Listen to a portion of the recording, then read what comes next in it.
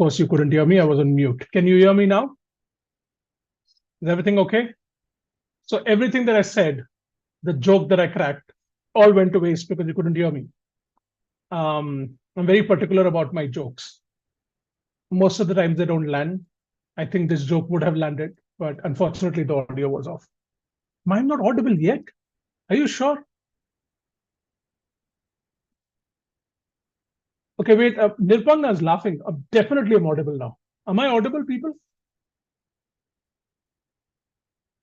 There's nothing else I can do. I mean, I'm unmuted. This annoying YouTube lag. Okay. Yes. Amazing. Very good. Okay, folks, let's get started. I don't want to delay this anymore. Welcome everyone, and this is VRC Blitzkrieg by 2IM. Okay. Now, if this is your first VRC Blitzkrieg session, I'll quickly tell you what this is all about. We do this every year. We'll do this for other sections as well, hopefully. VRC Blitzkrieg is where we're going to discuss the 2023 paper. Okay, so all the questions that appeared in 2023 CAT across the 3 slots, we'll discuss that. All right, bit by bit. So obviously we started with slot 1. We're done with RCs. We've done 2 sessions before this. Okay, so we're done with discussing the RCs. We did 2 RCs per episode. The 3rd episode of Blitzkrieg, we're going to discuss slot 1 verbal ability. Okay, so it's going to be fun. I mean, verbal ability, let's face it, is more fun than RC, right? So it's going to be fun today, right? We'll discuss all the 8 questions that appeared in slot 1. You don't need any pre-reading here. We will just directly solve the questions. Of course, my focus is going to be on the questions. I can't go into the strategy in detail in the interest of time, but I will touch on the strategy of these questions as well. And of course, if you have specific questions around the strategy, don't hesitate to ask. I will answer all of them. Okay. I'm happy to stay back up to the session and answer any extra questions, but yeah, definitely shoot your questions in chat. Right. So we do this every Friday at 8 p.m. on YouTube Live. Okay, this is the 3rd episode. You can see the previous episodes on our channel. Yeah, so join us live on every Friday. We'll complete slot 1 today, and then next week we'll do slot 2 RCs. For RCs, you have to pre-read and come. Okay, so you have to just pre-read the RCs and come, and then we solve the questions together. Okay, so that we don't spend time in reading the RC during the session. All right, so that's for RC. For verbal ability, no pre-reading is required. Okay, good evening, location. All right. Okay, fantastic, folks. So let's get started now. Before that, just a quick note about the All India mock that we have this Sunday. Okay, now again, 2IM students, ignore this. This is not for you. I mean, it is for you, but you're a 2IM student, so it's a part of your package. So don't worry about it. Okay, non-2IM students, if you're interested, we have an All India mock that's happening on Sunday. Okay, you can register for it. My team will send you the link on chat. You'll have to register for it.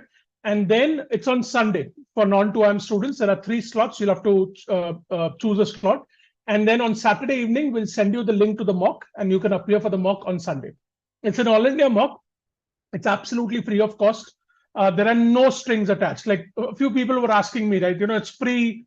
So are you going to only give us video solutions if we register for the course? There's nothing like that, right? No strings attached. Everyone who registers for it and attempts it will get the video explanations, text explanations, and also an All India CAT percentile. Okay. So thousands of students appear for our All India mock whenever we do it. So definitely appear for it. It's a great chance to attempt a high quality mock that's at CAT standards. Check all the explanations, do a thorough analysis, and also get an All India percentile. Okay, so you can benchmark your performance against thousands of CAT aspirants. All right, so the form link is there. Definitely register for it, and you can give it on Sunday. 2IM students, you don't need to register. For you, you will also attempt the same mock, but for you, the communication is different. You will get it on your WhatsApp group. So don't need to register. Don't get confused. All right, perfect. Let's get started. Now, verbal ability, before we get started. So what we're going to do is we're going to discuss all 8 questions of slot 1. We'll start with para summary, go to para jumbles, odd one out, and para completion. Now, in 23, what happened was they gave all the 4 question types. Okay, typically you have 3 question types that appear in verbal ability. Okay, typically the split is like 3 para summary, 2 para jumble, 2 odd one out, or 3 para summary, 2 para jumble, 2 para completion. But in 23, they gave you all the 4 question types. Okay, So 2 para summary, 2 para jumble, 2 odd one out, 2 para completion. Okay, so that was one thing that that was different. Now, of course, we'll talk about the questions. Before we begin, just a quick note: don't make the mistake of ignoring verbal ability in VRC. Okay, believe me, and you might find it difficult to believe, thousands of students every year do this mistake. And I don't know, God knows where they get this rationale from. Maybe they get it from quant. Because in quant, you have a curriculum, right? And you can say, oh, I don't want to do geometry, or I don't want to do, like, I don't know, modern math or something like that. There's nothing like that in VRC. You prepare for both RC and VA. In the exam, you attempt both RC and VA. I'm not saying attempt all the questions, but you try to attempt both the sections. Okay, so don't ignore verbal ability. It can be a very profitable section. You can get marks sooner in verbal ability. 8 out of 8 questions, typically 4 questions are manageable. If you've learned the strategy and practiced enough, you can get 12 marks in verbal ability. It's not very difficult. Okay, so don't ignore verbal ability during your prep. Okay, let's get started now. VA for the win. I love VA, by the way. Okay, let's start. So this is para summary. Now, what I want you to do is I will run a poll. Okay, you read the question, okay, and answer in the poll, and then we'll discuss it. So the instructions are not there, but you know the instructions by now, I'm sure. You have to read the paragraph and choose the option that best summarizes the paragraph. Okay, so have a look at it. Take your time. I'll give you sufficient time. I'll run the poll, and you can have a look at it. You can mark in the poll.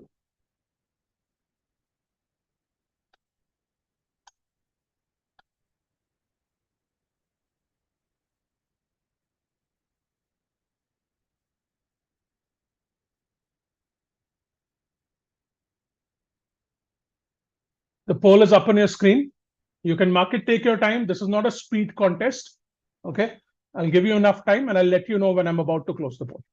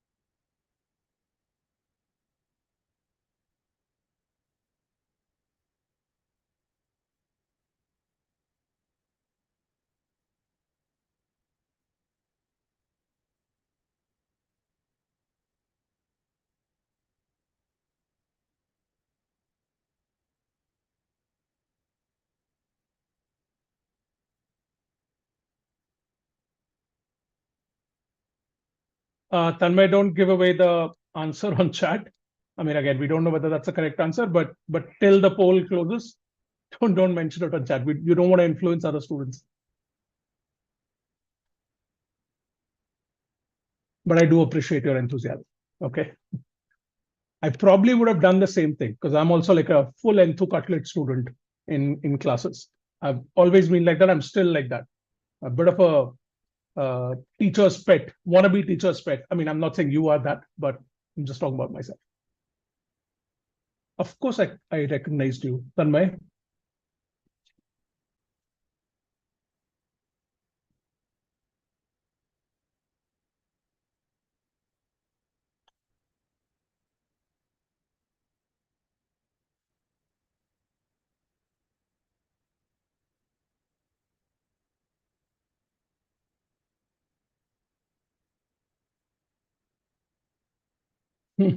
Okay. Yeah. So Maha again. That's, I'm sure that's not a full name, but I think you're my student. I see the same alias on WhatsApp. This was surprisingly easy for a CAT question. Yeah. Well, I mean, we'll see. We'll see. I won't comment on that, but I'm glad you found it easy. Okay, people. I will give you another minute. Okay, another minute is a long time. You don't have to rush into this. Okay, take that minute. Oh, Malakshmi. Okay, great, great.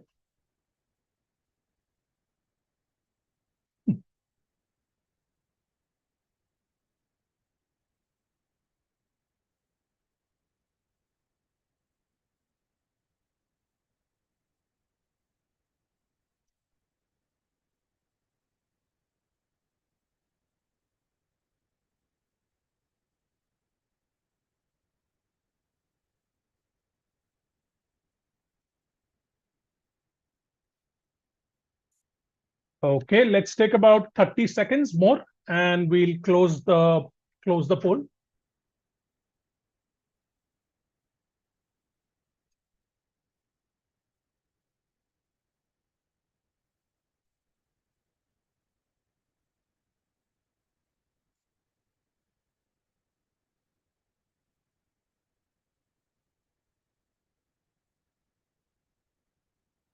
Okay, people, last 10 seconds.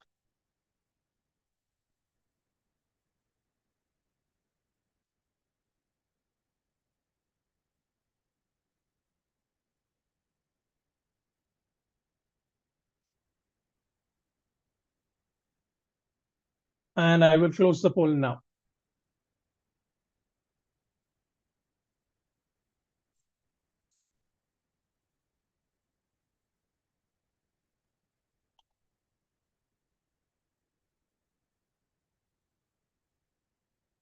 Okay, right. Now, this is how you voted, people.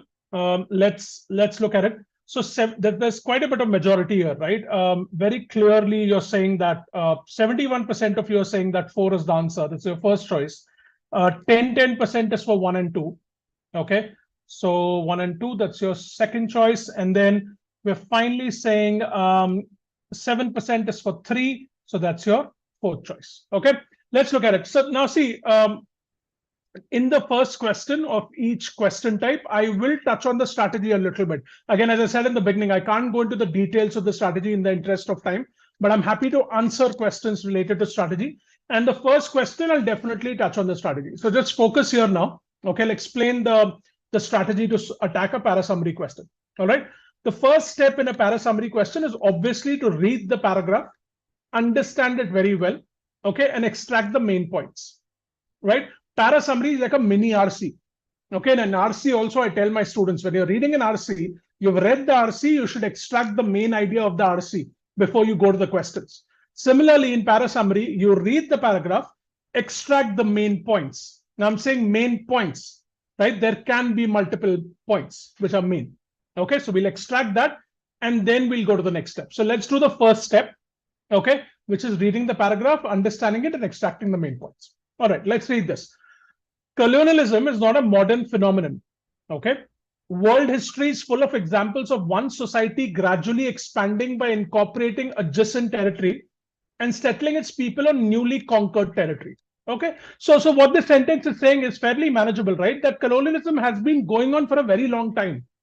Okay. It's not a modern phenomenon, right? If you look at world history, there are many examples of a society, okay, gradually expanding its territory and trying to usurp, trying to take over the territories adjacent to it. Okay, so that's colonialism, right? Basically, the basic premise of colonialism is you're expanding your empire, right? You're expanding your territory and you're taking over new territories. So what this sentence is telling you is that it's been going on for a very long time. Okay, all right, it's not a modern phenomenon. Okay. In the 16th century, colonialism changed decisively because of technological developments in navigation that began to connect more remote parts of the world. Very interesting. So 16th century was an important sort of turning point as far as colonialism is concerned, right? Because you had technological developments in 16th century. We don't know what tech developments, but that doesn't matter. Don't bring knowledge from outside. So in the 16th century, technological developments in navigation happened, okay, that begin to connect more remote parts of the world. Okay, so this could be like, I don't know, ships, or other modes of transportation, and the world sort of started getting closer. And that had an impact on colonialism as well, because colonialism is all about taking over territories. If the world now is connected, you know, nations can think of taking over far nations as well. Previously, it was all adjacent because you were limited by geography. Now, because you have technological developments in navigation, you can potentially take over territories which are far from your own territory. Okay, all right. The modern European colonial project emerged when it became possible to move large numbers of people across the ocean and to maintain political control in spite of geographical dispersion. So because of the technological development, the European colonial project emerged. Okay, so that's important. One of the reasons it emerged is because this technological development happened in navigation and they were able to sort of go very far from their own territory. The term colonialism is used to describe the process of European settlement. Now that's very important. It's clearly saying the term colonialism is used to describe the process of European settlement. Violent disposition and political domination over the rest of the world, including the Americas, Australia, and parts of Africa and Asia. Now, when you read this sentence, I hope you got a trigger saying the sentence is quite important, because basically telling you that the term colonialism is very focused on European settlement. So it's an important statement in the paragraph, right? Because telling you colonialism is centered on European settlement. Okay, so that's how the paragraph ends. Now, what are the main points? Think about it. There are several points here. Okay. And let me know if you agree in chat, but the last sentence is quite important. Okay, it's potentially the most important one in this paragraph. That, okay, what is colonialism? Colonialism is focused on European settlement. All right, again, my writing is horrible, but I'll read it out for you. Colonialism is focused on European settlement. Now, the focus is on European settlement. How did European colonial project or how did European settlement emerge? It emerged because of technological developments in navigation when in the 16th century. My writing is horrible. I apologize for it. Okay. So first point is, what is colonialism? It's focused on European settlement. How did that emerge? Because of tech developments in navigation in the 16th century. And potentially the third point is that this is not a modern phenomenon. Okay. It's been like, if you look at the world history, there are several examples of colonial settlements. So there are 3 points here. And in this case, I would argue that this is, I have rated them in the order of importance. The first point is, what is colonialism? How did it come about is the second point. This doesn't seem like a very important point in the paragraph, but we've listed it. So an ideal summary, okay, would have all the 3 points. Again, you may not have a perfect answer, but this is the order of importance, 1, 2, and 3. Let me know in chat if you agree. All right. So these are the main points. Now, what we have done is we've extracted the main points. That's the first step. You write it down or you take mental notes. Okay, mental notes are okay with you, great. Otherwise, write it down. Now we go to the options and we choose the option that summarizes the paragraph in the best way possible. Now, when you're attacking the options, always start with elimination. Eliminate options first that have inconsistencies.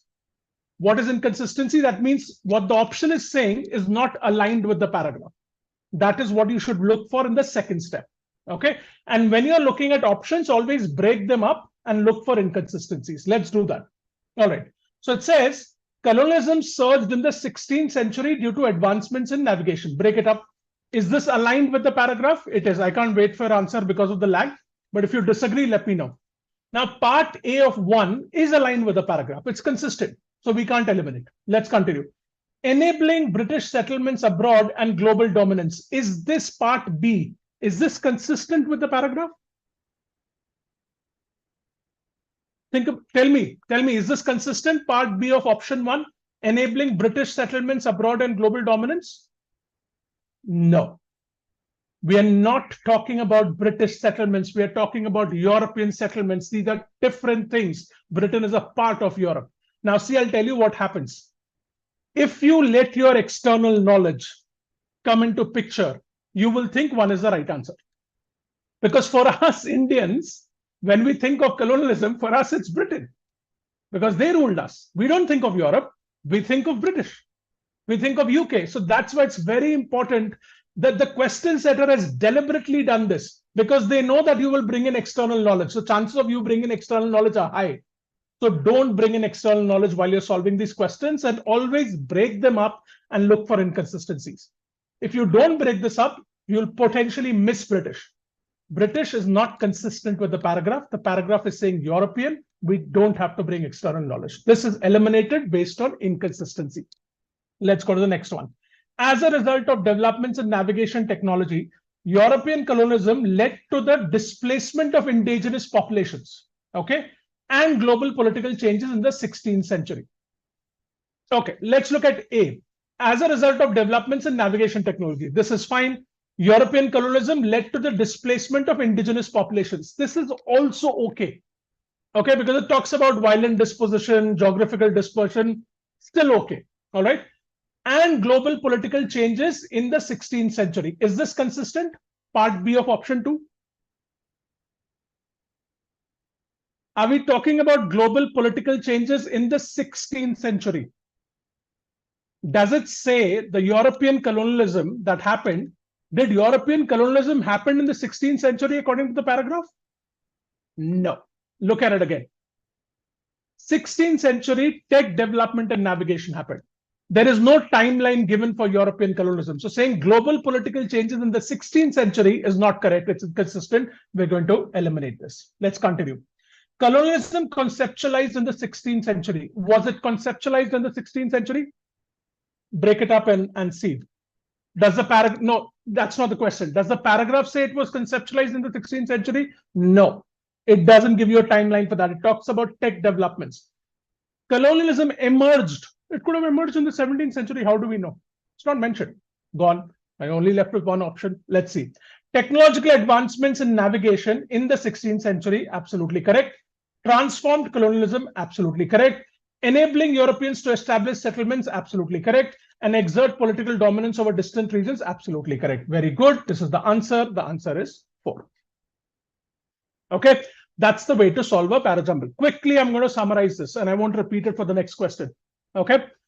You read the paragraph, you understand it very well, you extract the main points the way I extracted. Okay. Here we could order it and say 1, 2, 3. Sometimes you will not be able to order it. That's fine. You extract the main points. Then you start looking at options. In the second step, you start eliminating options. Break them up and look for inconsistencies. The moment you spot an inconsistency, eliminate it. Out of the remaining options, you choose the option that best summarizes the paragraph. Here we had only one because we were able to eliminate 3. Sometimes you'll be left with 3 and 2, and then you'll have to choose the one that summarizes the maximum main points. Okay, I hope this is clear. Let's go to good job on this. If you got it wrong, don't worry, just learn from it. Now follow the strategy for the second one. Go for it. I'll run the poll. Please answer in the poll.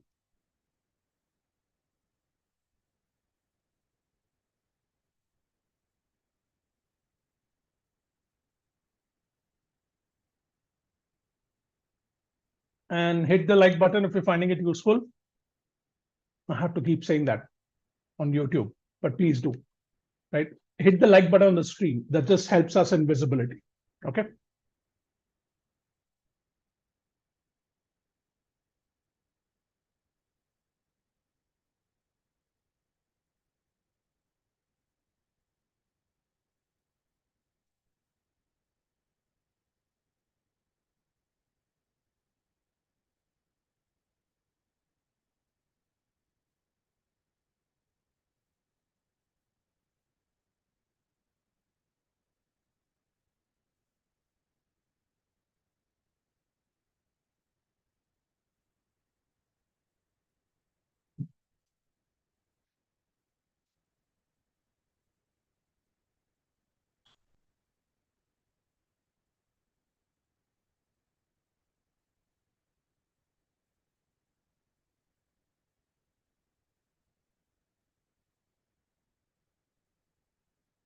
By the way, the titles that I've mentioned are useless. Okay, they're just for reference. Okay, and nothing to do with the main idea or whatever, right? So ignore that because obviously in CAT you won't have titles.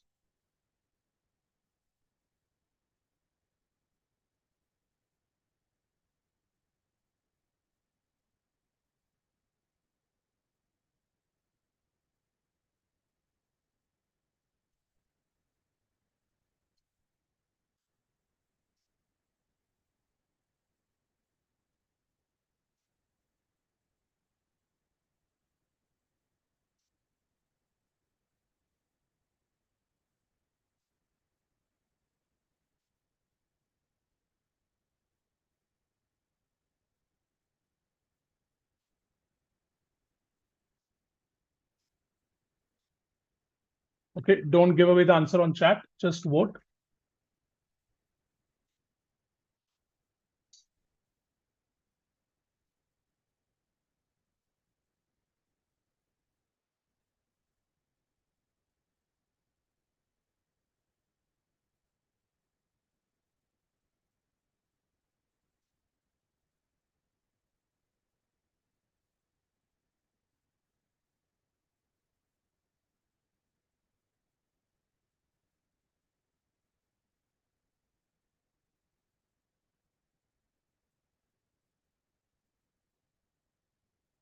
Quite unsatisfactory option choices. All right, okay, that can happen, Shrey.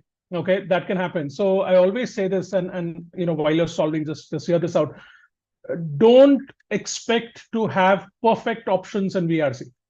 Okay, of course, if you get a perfect option, fantastic. But more often than not, what they do is when they're setting questions, they don't give perfect options deliberately, because then it becomes too easy for the student. I set questions as well for mocks, right? I do the same thing. I'm always a little vague in the correct option.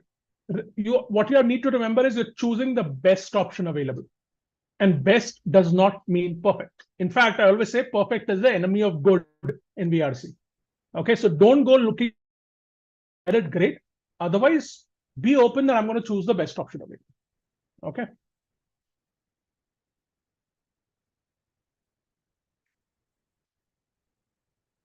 Okay, Smith Bhanushali, interesting question. I'll take that. Okay, in a bit.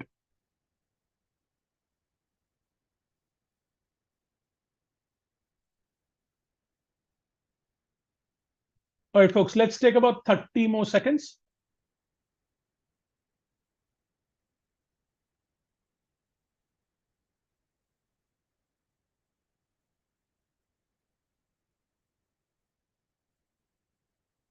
Okay, everyone should vote. Don't hesitate to vote. If you make a mistake, great. Just fine, learn from it, but definitely vote. Okay, let's take about the last 10 seconds.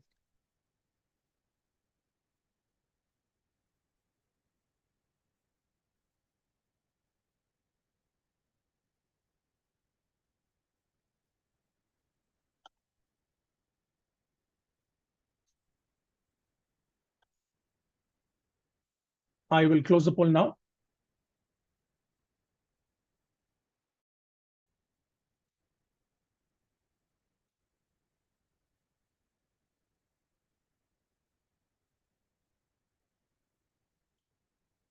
All right, so you can see the majority has reduced here. So that's always an indicator that students have found this question tricky, and this question is trickier than the previous one. Okay, we'll understand it.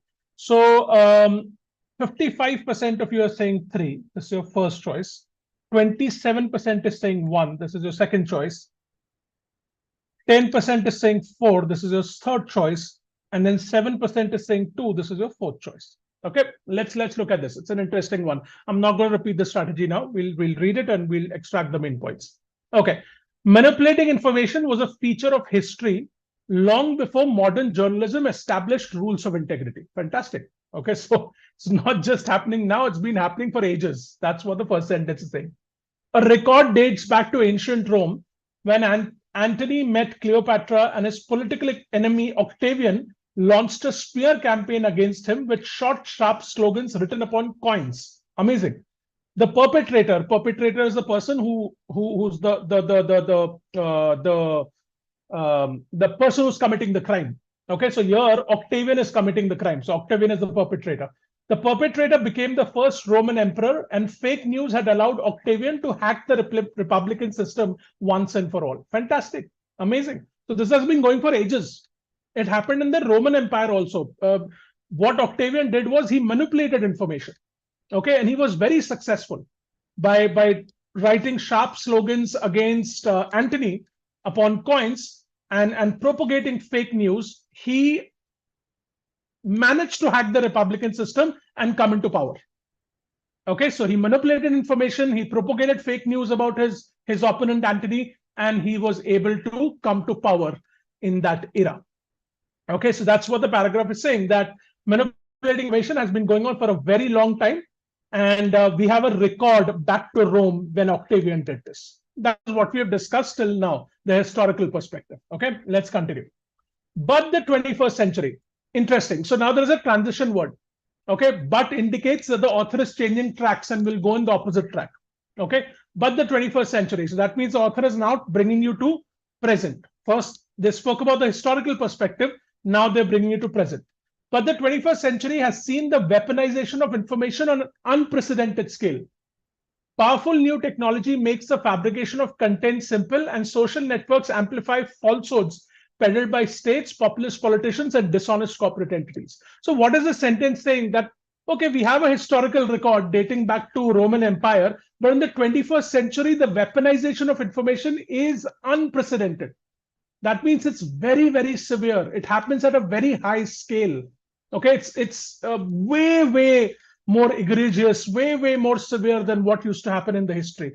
And how is that possible? How is this happening? How is there so much of misinformation happening in the 21st century? It's happening because of technology. Okay, social networks, fabrication of content, all of this happens because of social networks amplifying and technology in general. And that's why we see misinformation or fake information in 21st century at an unprecedented scale, at a very severe scale. The platforms have become fertile ground for computational propaganda, trolling, and troll armies. Okay, so now the first part is past. The second part is present, which is 21st century. There is a clear structure in this paragraph. If you're able to identify a structure, your comprehension becomes easier. Now you have to ask yourself, what is more important here in this paragraph? Is it the past or the present? Here, definitely the present is more important.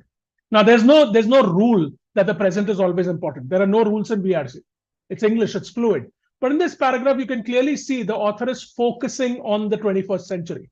Okay, and the author is highlighting how in 21st century, the scale is unprecedented as far as misinformation is concerned. So the present situation is definitely more important than the past.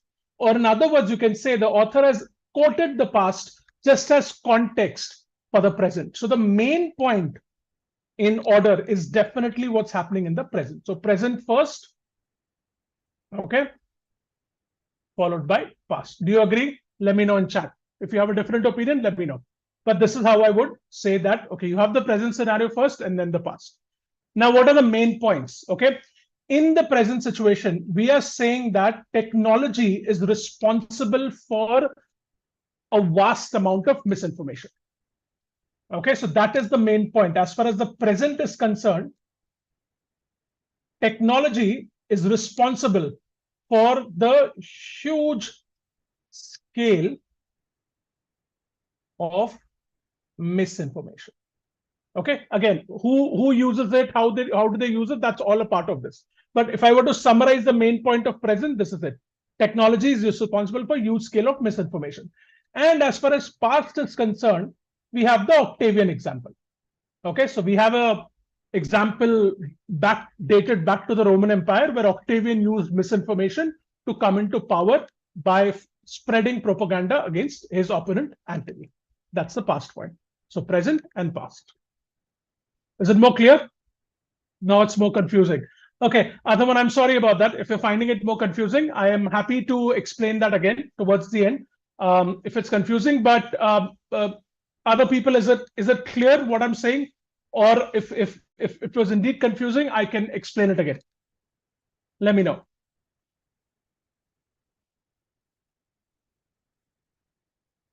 Can I get a few confirmations, please? If it's not clear, I'm more than happy to explain it right now. Clear? Okay. So, Athavan, I'm happy to explain that towards the end. So you can stay back and I can explain it again. So again, just to summarize, you have the present part, okay, where we're saying tech plays a huge role in the scale of misinformation. And then the past is a secondary point, which is context, where we have the Octavian example. All right. Now let's look for an option which summarizes these points. Of course, when we are going to the second step, we will eliminate. Okay, we'll break it up and eliminate. Okay, let's look at one. Disinformation, okay, so far so good, which is mediated by technology today. Okay, is this consistent with the paragraph? If you're saying no, I would like to understand why.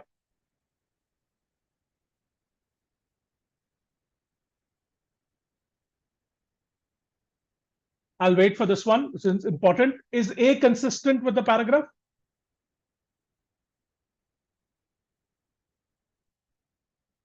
Okay. Disinformation, which is mediated by technology today.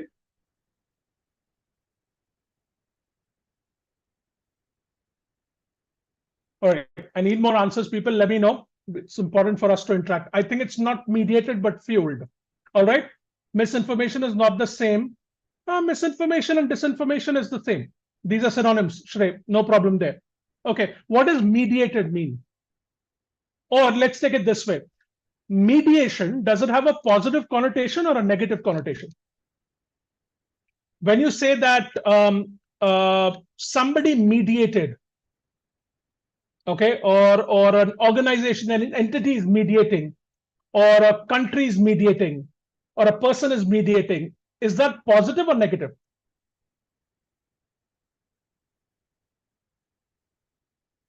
Mediation. What is mediation? Mediation is when you jump in to resolve a dispute. If two of your friends are disputing and you come in with the intention of resolving the dispute, that's mediation. Is that positive or negative? It's positive. The intention is always positive. The outcome can be different. We don't go there. But the mediation word, the connotation, the vibe of the word is definitely positive. Is technology, does it have a positive connotation in the paragraph or a negative connotation in the paragraph?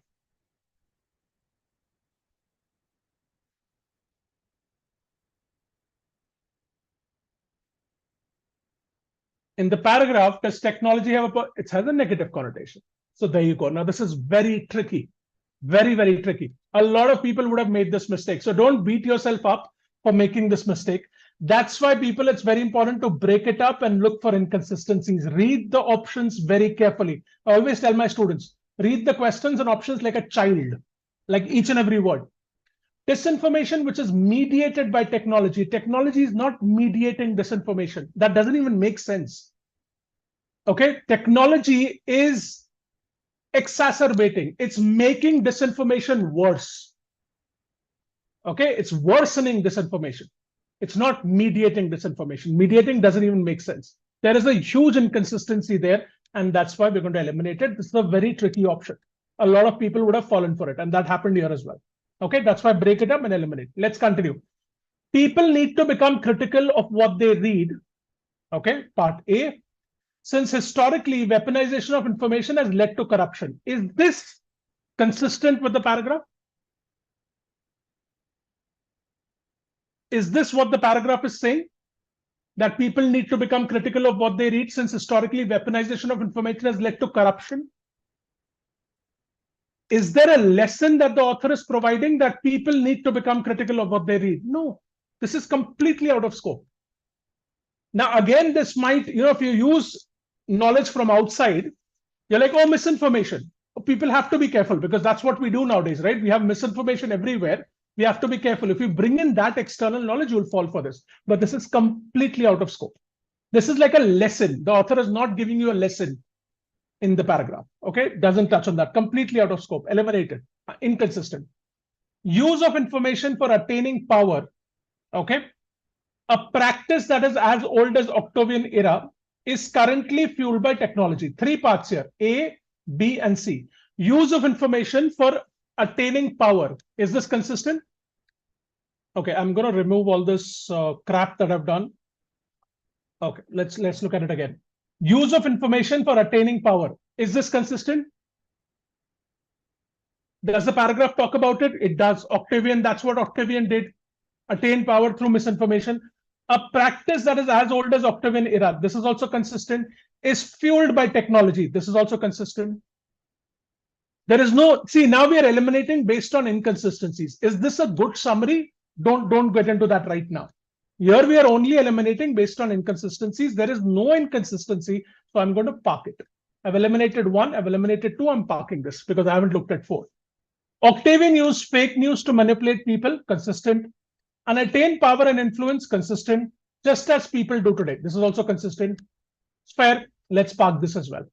Now look at 3 and 4. You have 2 consistent options. Which is the better summary? 4 completely focuses on past. 3 talks about the present and compares it with the past. The focus of the author is on the present and how technology fuels it. 4 only talks about the past. This is not a good summary. Okay, so although it's consistent, we have 3, which is a much better option. It summarizes more main points and also focuses on present, which is the author's focus as well. But the main idea is not revolving around Octavian. So 4 is irrelevant. So Prithip, that's what I'm saying, right? 4 is consistent. Consistent means there is nothing which is misaligned with the paragraph. So it's consistent, but it's not a good summary. All right. So between 3 and 4, 3 is a much better summary because the focus of the para is on the present and the focus of the option is also on the present. All right. There you go. So 3 is the answer. Well done. All right. Now, people who got it wrong, understand. See, most of you fell for this part. So the learning is please break it up and look for inconsistencies. All right. Now, I'll answer a couple of questions. So can I deduce that the best method to solve VRC questions is through process of elimination and not actively looking for their answer? Most of the times, elimination is the better strategy. Okay. In fact, I think you should always eliminate first and then go looking for the correct answer.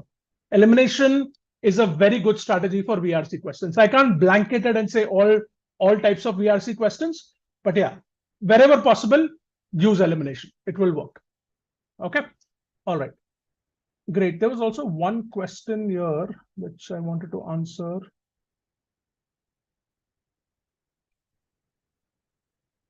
Okay, Smith Bhanushali. So sometimes while eliminating options, there are words we might not be familiar with or don't know the meaning, how to tackle that. That's very tricky.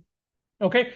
If you get an unfamiliar word in the option, that becomes very tricky because there's very little context in the option. See, in the RC or in the paragraph, if you get unfamiliar words, you can try to understand them through context, surrounding words and sentences, right? In the option, if you encounter an unfamiliar word, it becomes tricky. So that you'll have to build your vocabulary, Smith, okay, to prevent that from happening. Because if it happens in the exam, then it becomes very risky territory. So here's what I would advise. One, you build your vocabulary, okay? If your vocabulary is at a reasonably good level, options won't have a lot of difficult words. In CAT, they don't do that very often. Okay, 1 or 2 questions, but they won't put like complicated words in the options. But your vocabulary has to be at a reasonably good level. So definitely build on that. Now in the exam, if it happens, right, and you see an option like that, question, if you're able to eliminate the remaining 3 options, choose that. Otherwise, ignore that question. So for instance, let's take this. Let's say you don't understand what fueled is. Okay.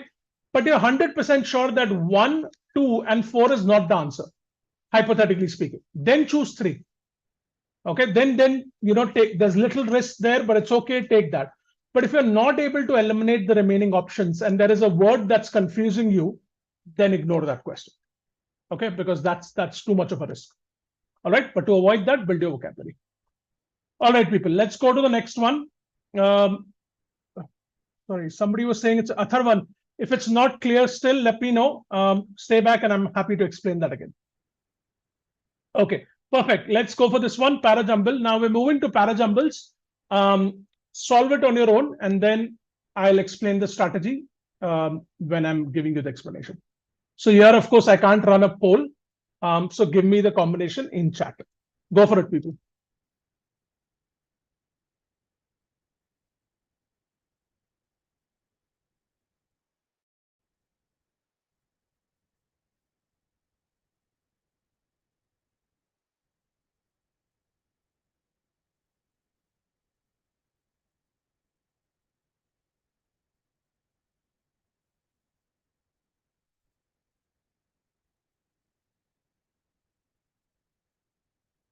Okay, that's good. That's good. I'm glad it's cleared up.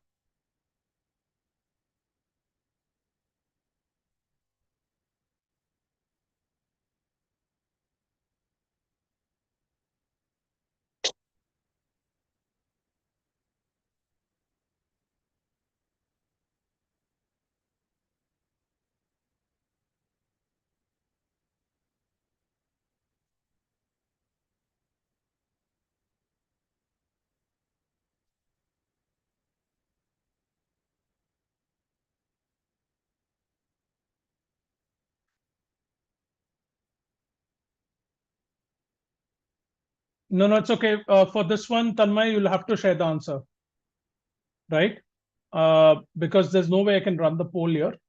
So feel free to share the answer in chat. We can't do anything about parajumbles. Okay.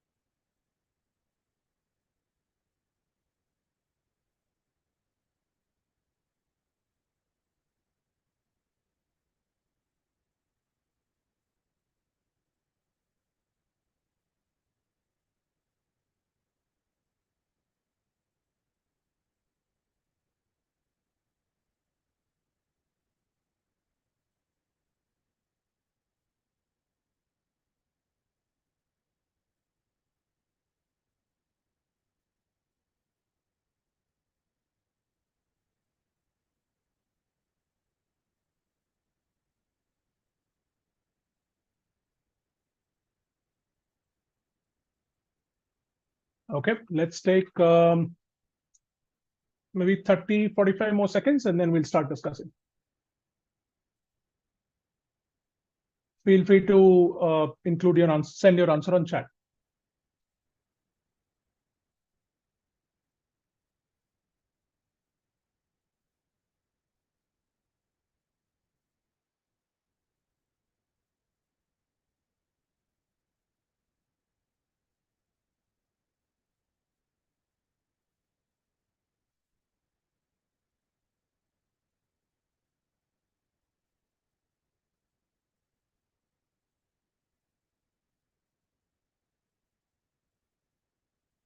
Okay, last 10 seconds, people.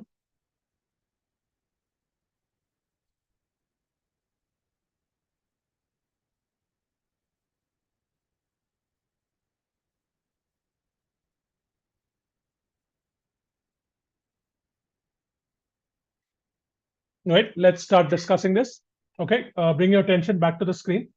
Okay, so I'll note down some sort of popular answers that I'm seeing here. Okay, 4123 is something that I'm seeing quite a bit. That I'm seeing 2413, then 2134, 2143. Okay, 4132, 1234. All right.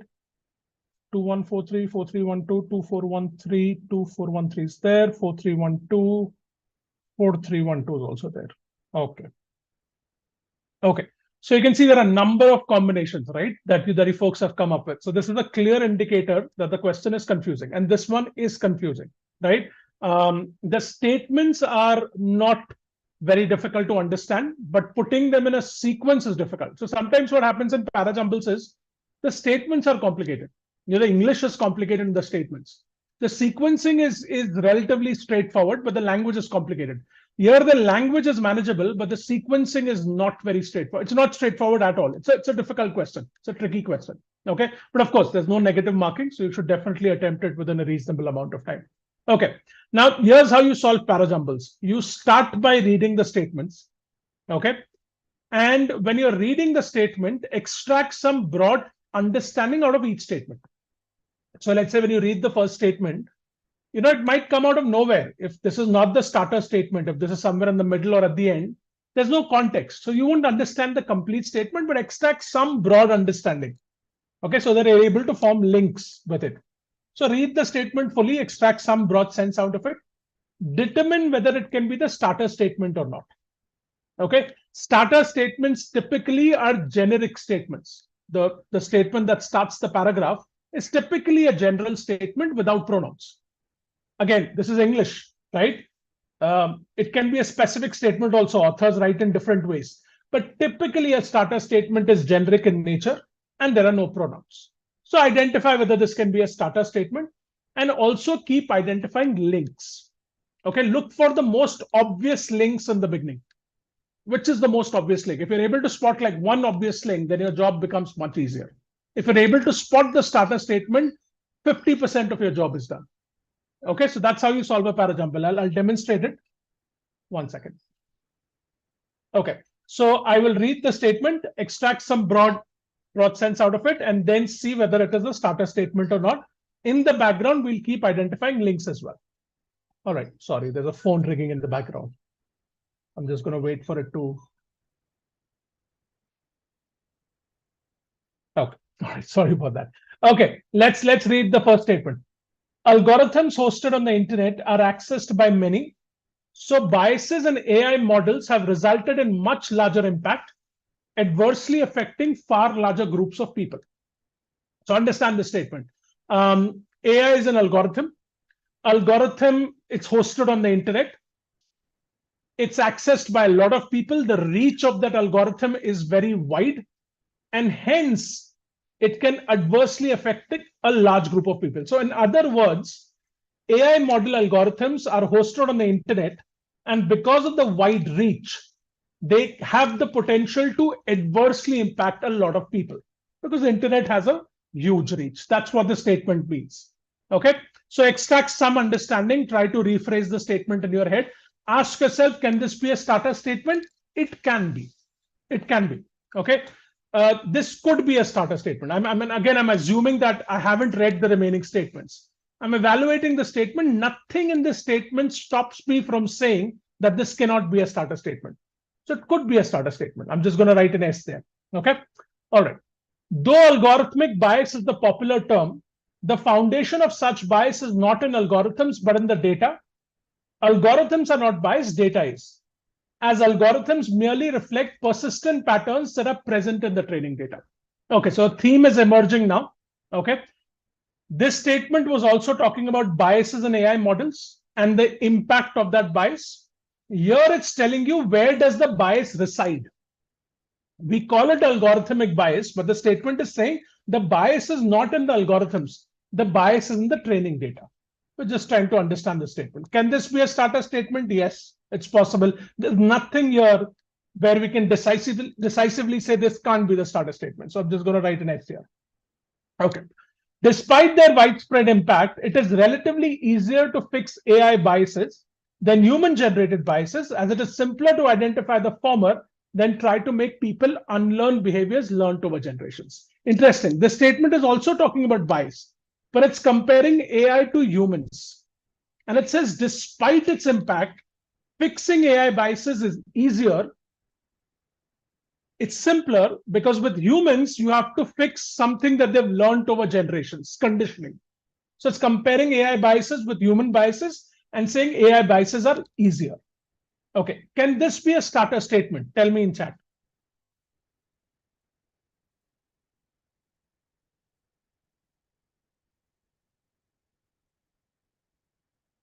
I'll wait for your answer. Can this be a starter statement? No. Have you identified a link here? We've just read 1, 2, 3. Assume that you haven't read 4. When you exactly, despite, well, yeah. Have you identified a link with 3?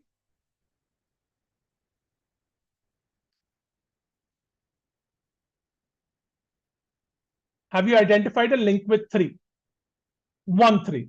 Atul is saying 1, 3. Okay, that's fair. I think that's absolutely fair. Look at 1. 1 is talking about the impact. It's saying algorithms hosted on the internet have a large impact, widespread, despite their widespread impact. 1, 3 is a link. It's potentially a link. Is it consecutive? I don't know that. But I'm saying it's a link. Okay, see, I'm not, for you to say consecutive link, you have to be 120% sure. I'm not 120% sure. So I'm saying 3 comes after 1. but I'm not sure if something comes in between. So I'm going to leave it like this, 1, 3. But I'm pretty sure 3 comes after 1. Are we agreeing here?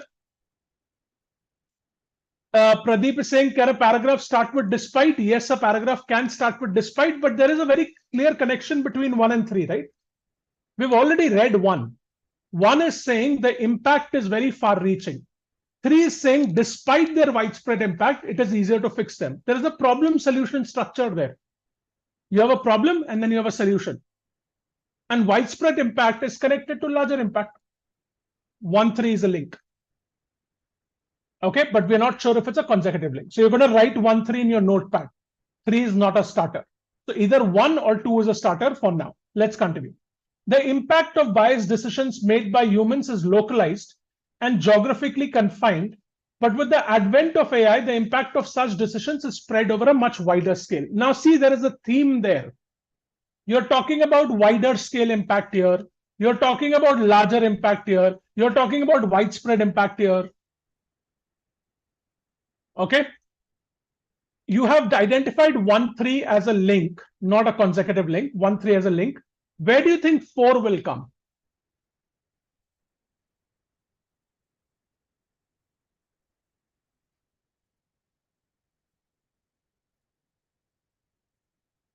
Where do you think 4 will come? Read 1, 3, forget 2. Read 1, 3, and 4 and tell me, where do you think 4 will come?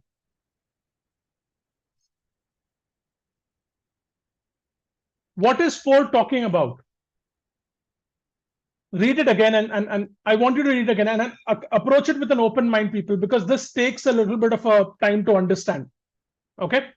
Forget your answer, approach it with an open mind and tell me. It says the impact of biased decisions made by humans is localized, okay, and geographically confined. But with the advent of AI, the impact of such decisions is spread over a much wider scale. Now, when you read this, ask yourself why. Read 4 and ask yourself, why is the impact of such decisions with AI spread over a much wider scale? Is there a statement that answers that question? Approach it with an open mind, people. Answer my question now. Why is the impact of such decisions spread over a much wider scale? Is there a statement that answers that question?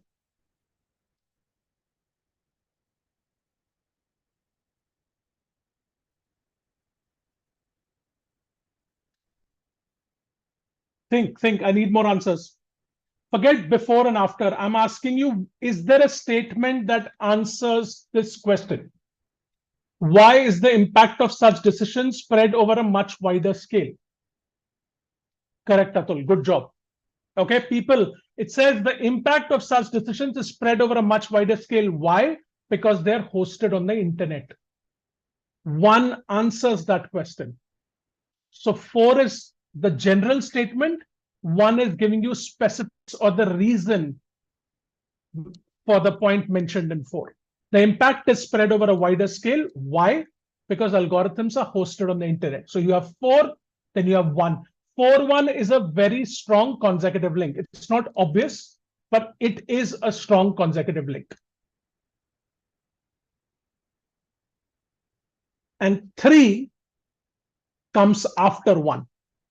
So we have 4, 1, 3. Okay, this we have identified. So I'm just going to write it down here. 4, 1 is consecutive. You have 3 here. It may or may not be consecutive with 1. Now, what are the possible combinations? We have only 2 left. What are the possible combinations that could happen now? Tell me.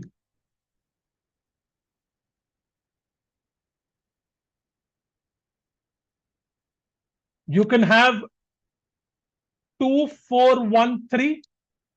You can have 4, 1, 2, 3, or you can have 4, 1, 3, 2. Is this okay?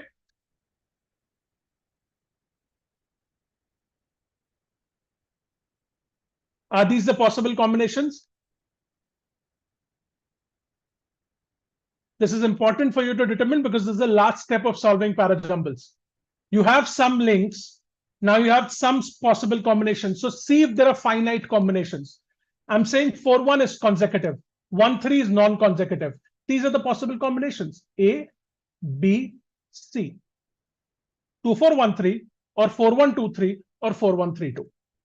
Now you can read them and see which one is best or figure out another way of solving this. Okay. Now this is where it gets really tricky. Okay. Now look at 4 and look at 2 and tell me which is the better starter statement.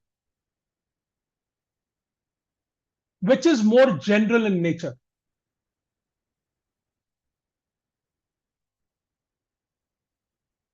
Four is saying the impact of biased decisions is localized, and then the reason for 4 is mentioned in 1. 4 also talks about advent of AI. That can be a good beginning. Again, that's just a small indicator. But with the advent of AI, that's a good beginning. The impact of such decisions is spread over a much wider scale.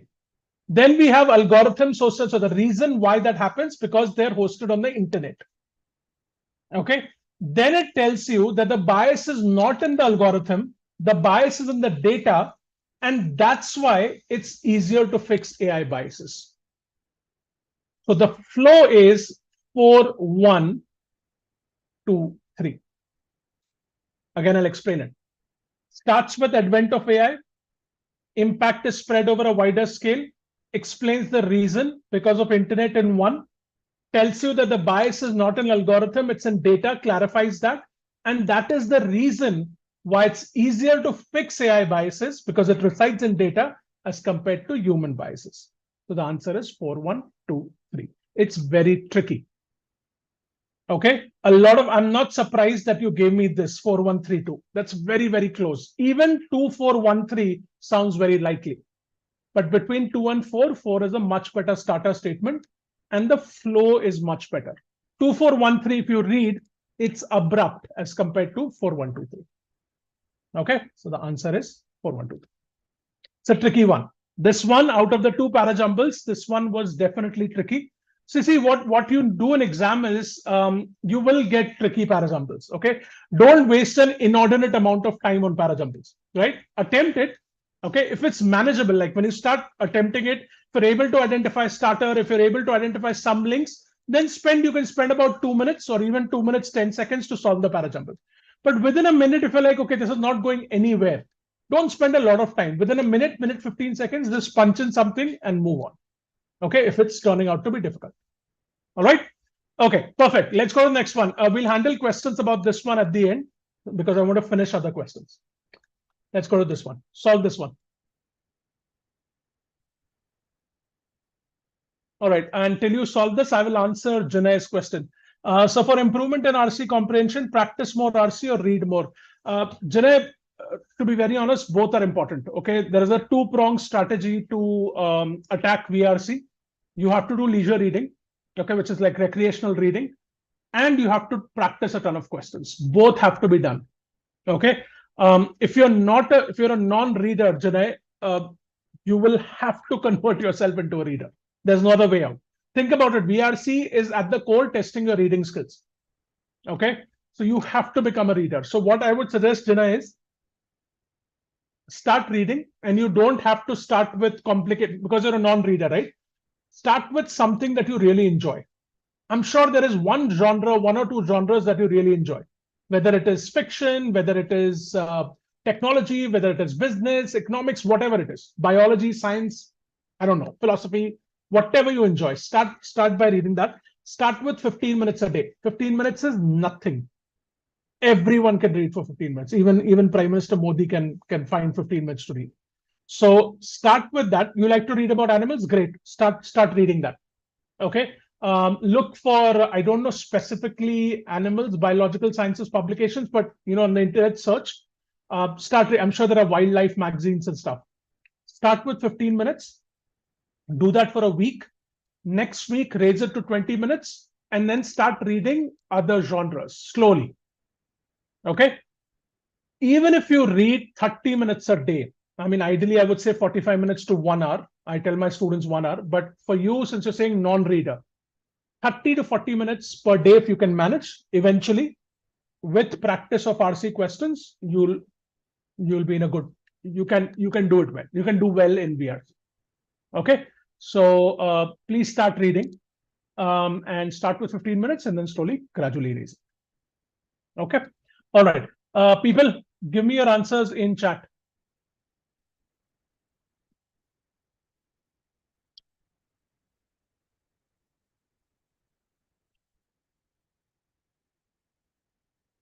Still time to score 99 plus in VRC? Yes, I do strongly believe there is still time to score 99 plus.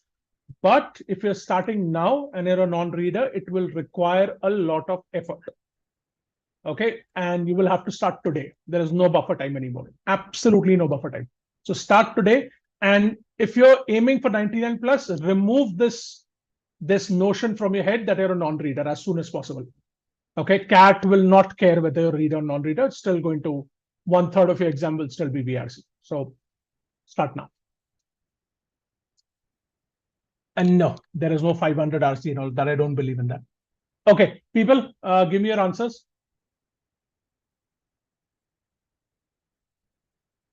No worries.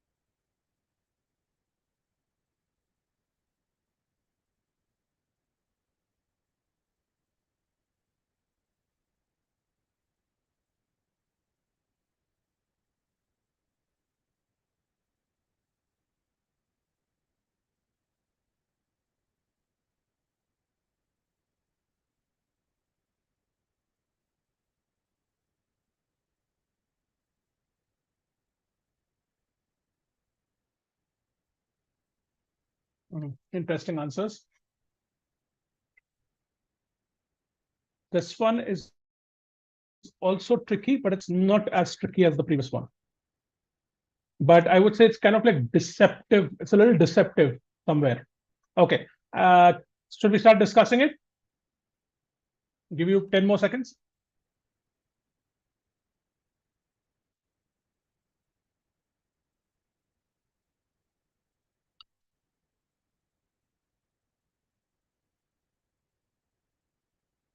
Okay, let's talk about it. Okay, now people focus on the screen. I won't get into strategy too much. Let's read the statement. What precisely are the unusual elements that make a particular case so attractive to a certain kind of audience? Can this be a starter statement? Ask yourself. Unlikely. Because see, read the statement and ask yourself, is it raising some questions in your head? What precisely are the unusual elements that make a particular case? What kind of case? We don't know, right? Particular case is very generic. What kind of case is the question that comes to my head? Now, that's a question. That means the sentence potentially needs a precedent, right? Unlikely to be a starter statement. But what is the sentence saying? Let's understand it. What precisely are the unusual elements that make a particular case so attractive to a certain kind of audience? It's very vague. Okay. I don't know what case are we talking about. It could be anything. So can't be a starter statement. Very unlikely. It might be a particularly savage or unfathomable level of depravity. Very often it has something to do with the precise amount of mystery involved. Okay. Is there any connection between 1 and 2?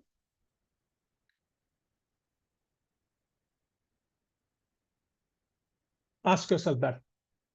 Because we have to identify links also, right? By the way, 2 also can't be a starter. Unlikely.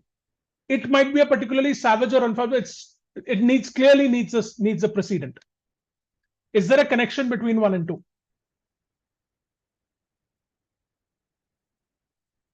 Read the statements. Think about it. Okay. And tell me what the connection is. I'm going to continue. Unsolved and perhaps unsolvable cases offer something that ordinary murder doesn't. Unsolved and perhaps unsolvable cases offer something that ordinary murder doesn't. Can this be a starter statement? Potentially, yes. Okay, let's continue. Why are some crimes destined for perpetual re-examination and others locked into permanent obscurity? Okay, 3 can be a starter, 4 can be a starter as well. Okay, it's starting with a question. Often authors start with questions, right? These are called as rhetorical questions. When an author is asking this question, the author is going to answer the question themselves. They're not expecting an answer. They're just framing it in a question format for emphasis. It's a rhetorical question. Okay. And look at this sentence. Okay, compare 4 and 1. There are 2 questions here, right? 4 is a question, 1 is a question. Which is more general? Which is more general, people? Is 4 general, more general, or 1 more general? There are 2 questions. That's what I'm asking.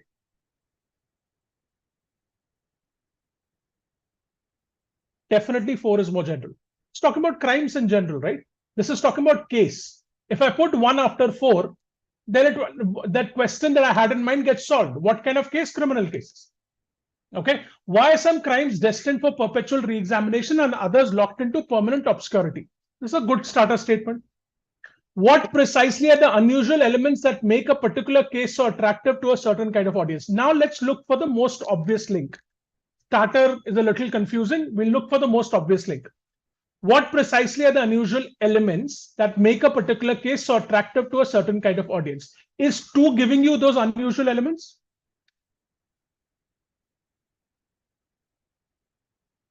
It might be a particularly savage or unfathomable level of depravity.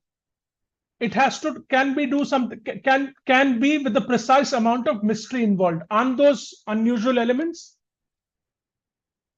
Isn't 2 answering 1? Isn't 2 directly answering 1? Ask yourself that. It is answering 1. So 1, 2 is very likely to be a consecutive link. Okay. Why are some crimes destined for perpetual re-examination and others locked into permanent obscurity? 4 is more general than 1. 4 will come before 1. And if you go with 4-1, it's a good flow. The author asks a question, then the author asks a specific question, then answers it in 2. So now 4-1-2 is a sequence that you have in front of you. In the last step, you have 3 remaining. There are only 2 possible combinations, 4-1-2-3 or 3-4-1-2. Placing 3 in the beginning does not make sense. The flow gets disrupted. The answer is 4-1-2-3.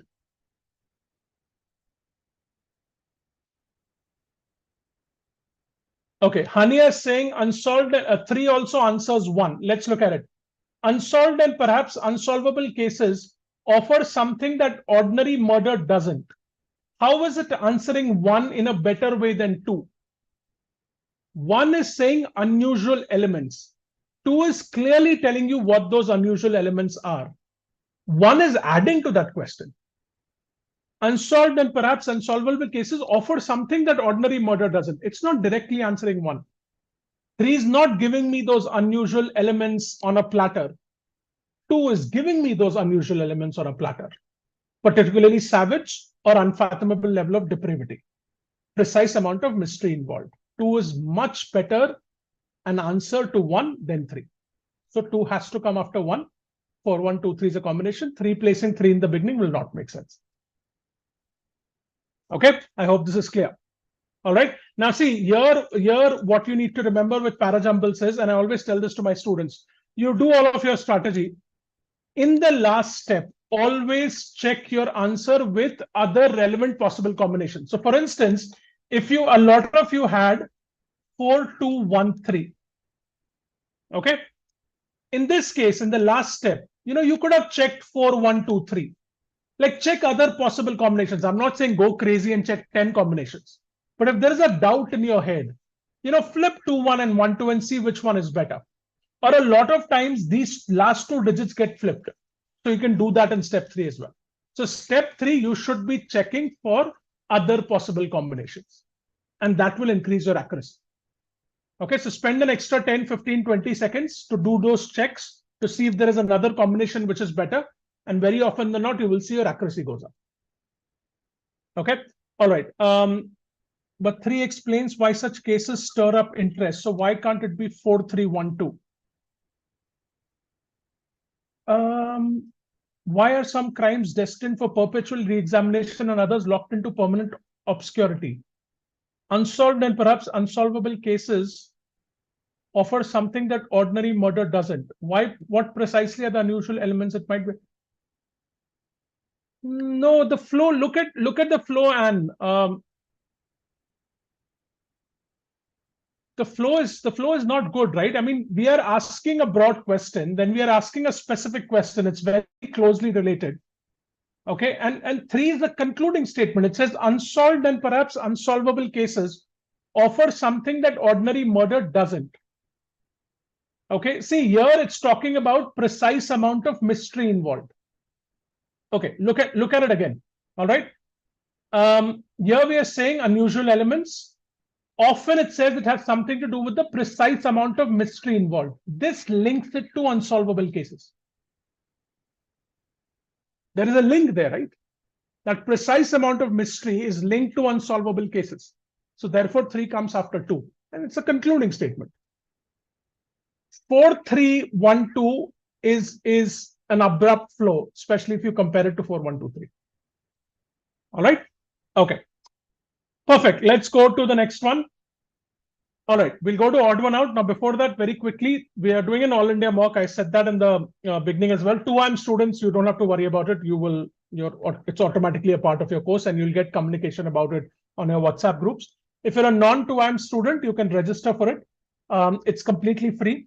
Everyone who attempts the mock will get video solutions, text solutions, and also an all India percentile.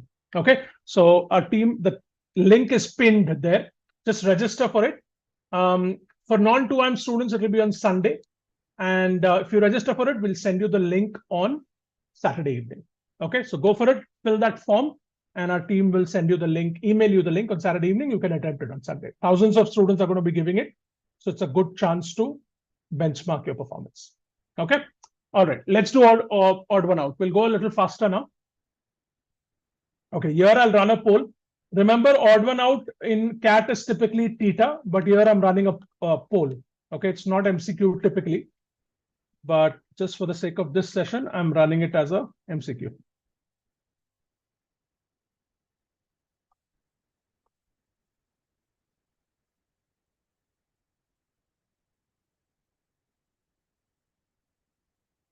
What? I can't have another option? Really? Huh. That's weird. Okay, keep solving, people. Oh, great. Okay. So I can't have an option of 5 options on YouTube. That's very weird. Just give me your answer on, okay, let's do this. Let's do this.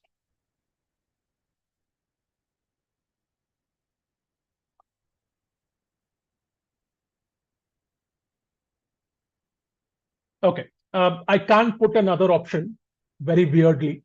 So there are only 4 options. If 5 is your answer, put 5 in chat. Okay, let's do that.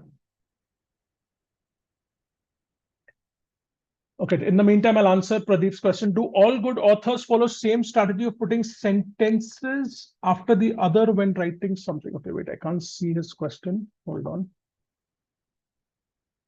Do all good authors follow same strategy of putting sentences one after the other? I think you mean, do all good authors do all authors have a good flow? Is that what you're asking me? Like, is the flow always good for good authors? Is that your question, Pradeep?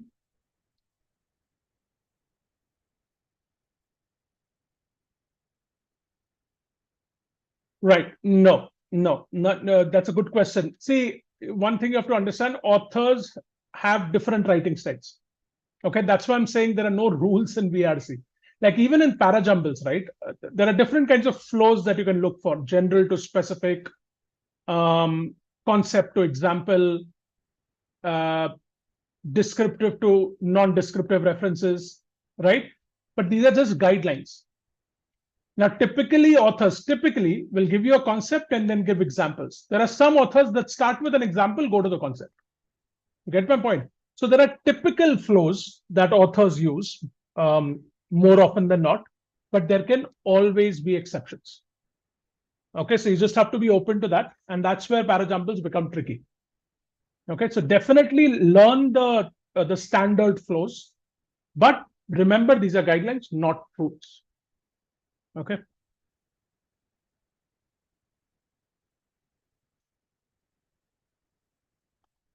Okay, definitely, folks, like the stream if you're enjoying it, finding it useful. We'll go a little faster now. I just want to make sure that there's space with this session as well. I'll give you 30 more seconds.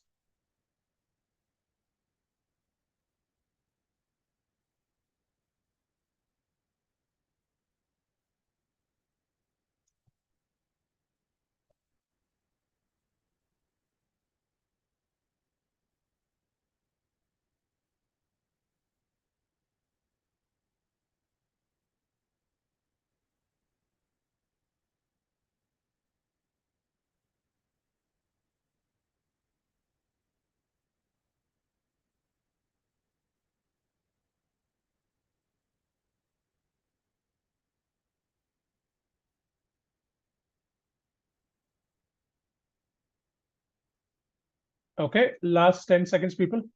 If your answer is 5, just say 5 in chat.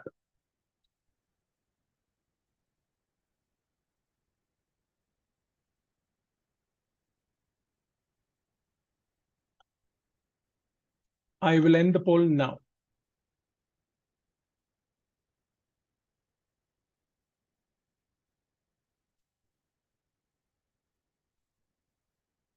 Okay, let's look at it. Now, nobody has voted for 5. This is how you voted. 3 and 4 is a tie, as you can see. Okay, so 33%. So first choice. Okay, 29%. That's very close. This is your third choice. And then 1% for 4. This is your fourth choice. No takers for the fifth one. Okay, let's look at this. Now, an odd one out. Okay, it's similar to the strategy, similar to parajumbles, but there are also different elements. Don't try to solve an odd one out like a parajumble. You don't have to come up with the whole sequence. You're not going to get extra marks for coming up with the whole sequence, right? You have to figure out the odd statement out. The most important thing in odd one out questions is theming. Okay, theme. Look for a common theme. You will see that 4 sentences follow a particular theme and the fifth one doesn't. Now, the trick here is when you're looking at theming, don't go for a broad theme, because the moment you choose a broad theme, everything will fit. That's how odd one out questions are designed. You have to go specific in your theme. So try to figure out a specific theme, and then you will see 4 sentences adhere to that theme, 1 doesn't. So remember, don't go for broad theming, specific theming. Some odd one out questions can be solved just by theming. But what I would suggest is do theming plus 1 or 2 links. Your accuracy will be good there. Don't try to, in some complicated ones, you have to figure out the whole combination. But in my opinion, that's not a question worth solving. It will take a lot of time. So there's an opportunity cost there. You'd rather invest that time in 2 other questions, right? But theming plus 1 or 2 links typically gives you the answer. If you're lucky, theming alone will give you the answer. Still there, I would say at least do 1 link just to confirm. This question can actually be solved just by looking at theme. Till I'm explaining it, if you can just tell me what is the theme that you spotted. If a theme helped you solve this question, tell me that theme. Give me a specific theme. Now let's look at it. In English, there is no systematic rule for the naming of numbers. After 10, we have 11 and 12, and then the teens, 13, 14, 15, and so on. As Amitabh Bachchan said, right? Long ago. English is a funny language, right? It is, right? There's no systematic rule. It's very random. After 10, we have 11 and 12, and then the teens start suddenly. It's very weird. Okay. All right. Now we can't determine whether we can't determine a theme here, but one is talking about English language and how it's kind of random when it comes to naming of numbers. Okay.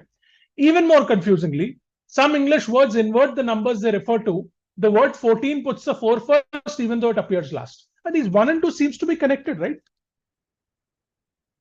1 and 2 seems to be connected. And it also has even more confusingly.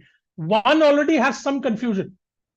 2 says even more confusingly. There seems to be some connection in 1 and 2. And the theme here seems to be English and random numbering system that creates confusion. 1 and 2 seem to be connected. Okay. It can take children a while to learn all these words and understand that 14 is different from 40. Okay, so here again, it's talking about numbering again, but it's also bringing in children here. Okay, in 1 and 2, we didn't have children. 1 and 2 are talking about how English has a confusing numbering system. 3 potentially also talks about confusing numbers, but brings in children, which is an additional element. Let's go to 4. For multiples of 10, English speakers switch to a different pattern, 20, 30, 40, and so on. This also illustrates the confusion, right? Isn't this connected to 1, 2? 1 says no systematic rule for the naming of numbers, confusion. 2 talks about inverting, more confusion. For multiples of 10, English speakers switch to a different pattern, that's also confusion. This is also confusion with the English numbering system. Now the theme seems to be this is bringing in children. Okay, let's see. Number 5. If you didn't know the word for 11, you would be unable to just guess it. You might come up with something like 1 teen. This is also connected to confusion. It confuses you, right? The numbering system is so confused. If you don't know the word for 11, you'll use your logic and you'll say 1 teens. That's also confusion.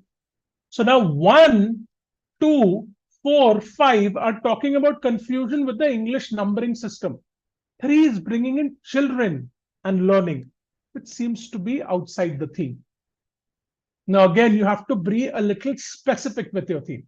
Here, if you say this is about English numbering system, everything will fit. Confusion with the English numbering system and what causes the confusion. If you look at 1, 2, 4, 5, it adheres to that theme. 3 is bringing in a new angle that is not explored in the paragraph, and hence 3 is the odd one out. Okay, so theming is there. If you want to have some links, right? I think you have, I think 1 and 2 is potentially a link, right? Even more confusing for multiples of 10. If you didn't know the word for 11, we don't have to put the entire thing into sequence. But yeah, the theme we have, 1 and 2 is potentially a link. And then that will tell you that theming plus that will tell you that 3 is the odd one out. Okay, I hope it's clear. This one by CAT standards is a manageable odd one out. But the suggestion that I'll give you is if you got it wrong, don't worry. Focus on theming, specific theming, and then do a couple of links. Typically, it will lead you to the answer. Okay. All right. Let's go to the next one. Let's do this one. Again, if 5 is the answer, you can put it in chat. Otherwise, you can vote in the poll, which will start now.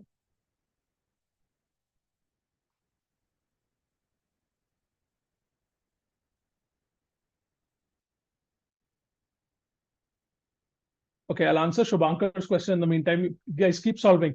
So why would multiples of 10 be included? Talking about another pattern altogether. But it's still talking about the confusion with the numbering system, right, Shubhankar? The theme is that the numbering system is confusing. And not only that, how is it confusing? So pattern is fine, but still numbers. It's still confusion with the numbers. And it's still talking about how is it confusing. So that's why it fits the theme. The children part is like very, very alien, not very alien, but disconnected from the, it's an unexplored idea in the paragraph.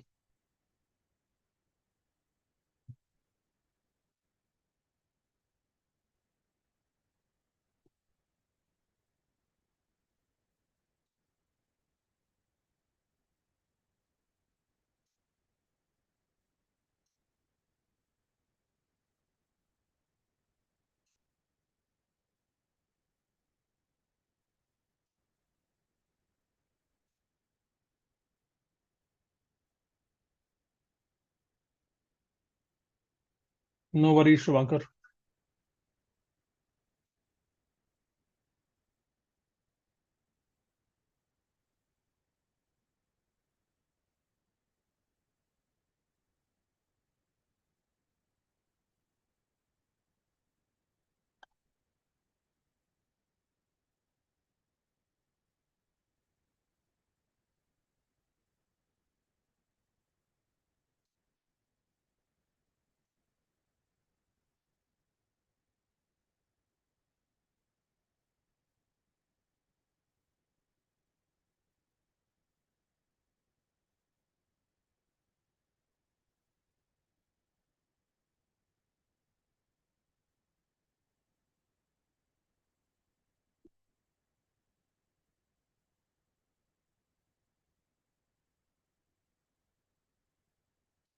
Ah, Sharda Prasad is here. Very happy to see you here, Sharda. How are you doing? How's how's I'm Ahmedabad treating you? By the way, people, I'm just he just brought a smile to my face. Sharda is, and this is not something that is planned. Okay, this is very instantaneous. I know some YouTubers plan this, but we don't. So Sharda is our 2023 student, CAT 23 student. He's in IIM Ahmedabad right now. His picture was there in that picture that I showed you. In fact, Sharda, I should show you that your picture is there. So Sharda is in IIM Ahmedabad. His interview is also there on YouTube. I'll probably send a link here. But yeah, one of our best students from CAT 23. Good to see you, Yashada. I'm sure it's hectic. Sure, it's hectic. Okay, I'm going to put you on the spot a little bit here. If you feel like answering the question, give them which picture I'll show you. Give them your best tip for CAT preparation. Like whatever tip, or if you want to give for VRC, give for VRC, just general. Give them your best tip. I'll give you the floor till they're solving the odd one out. You can also solve this odd one out question if you want. Okay, if we will take a minute more. This is a tricky one. Are you folks feeling it? Yeah, go for a VRC, Sharda. Go for VRC. Did you finding this trickier than the previous one? Significantly more trickier? More trickier? Significantly trickier?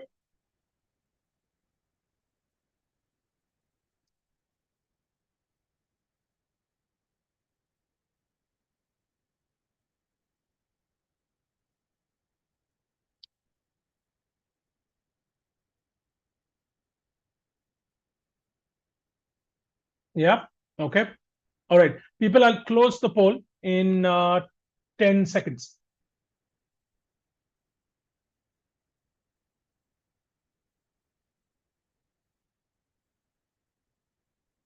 Okay, Rohit is saying no. Fair enough. That's fine, Rohit. I'm glad you're not finding it tricky. Yeah, of course, like different students will find it tricky, but I personally feel this is trickier than the previous one. I'll close the poll now, people. Please put in your votes. Give you extra time because it's a trickier one.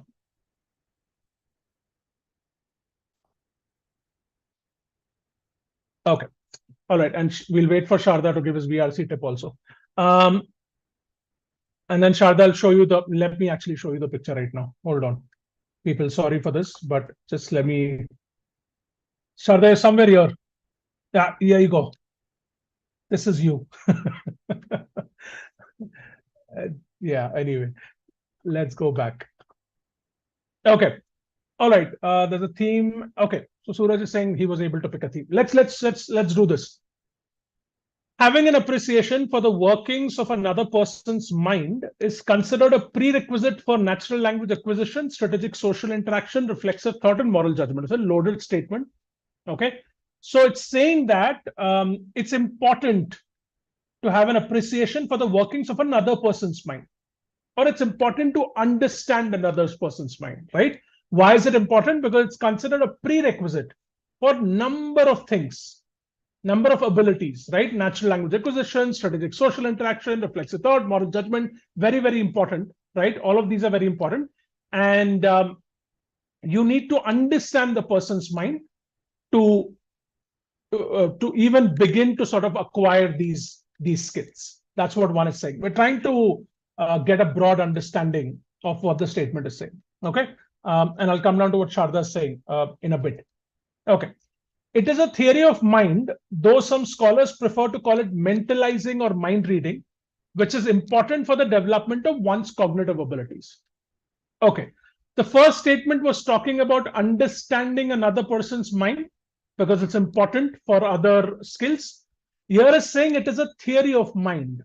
Okay. So it's potentially defining something or giving you the nomenclature for something. It is a theory of mind, although some scholars prefer to call it something else, which is important for the development of one's cognitive abilities. Okay. All right. Let's go to number 3. Though we must speculate about its evolutionary origin, we do have indications that the capacity evolved sometime in the last few million years. Okay. All right. It's talking about the timeline and some capacity. This capacity develops from early beginnings in the first year or life to the adults. Sorry. This capacity develops from early beginnings in the first year of life to the adult's fast and often effortless understanding of others' thoughts, feelings, and intentions. Okay, so here we are talking about understanding somebody else's mind. Now, theme seems to be emerging. Okay, here we spoke about understanding the workings of another person's mind. Here we are talking about mind reading. Here we are saying it, so it might be referring to that. Here we're also talking about understanding others' thoughts, feelings, and intentions. So there is a theme there. One of the most fascinating human capacities is the ability to perceive and interpret other people's behavior in terms of their mental states. This is also understanding other people's mind. And I don't know if you noticed it, but there is capacity, capacity here. Again, that word alone is not enough to tell us that they're not the odd one out, but there seems to be a link here. And a broad theme that we haven't gone to the specific theme. A broad theme is definitely understanding others' mind. Do you agree? Understanding others' mind seems to be the broad theme. Okay. Now, were you able to identify any obvious links here? Give me the most obvious link. Don't give me too many. Give me your most obvious link here. One consecutive link which you think is the most obvious.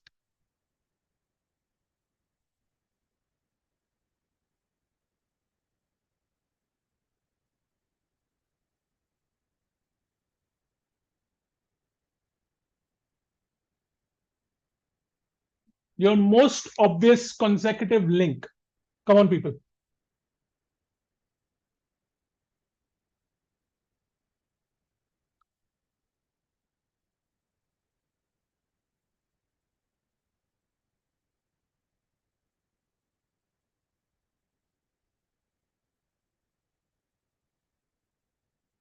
Three, four. Okay. Okay. 4, 5. Okay. Is it 4, 5 or 5, 4?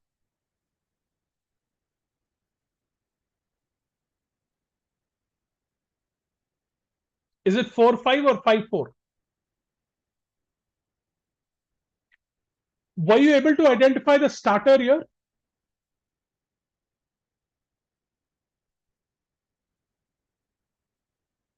5 is a very good candidate for a starter. It's a very generic statement. One of the most fascinating human capacities is the ability to perceive and interpret other people's behaviors in terms of their mental states.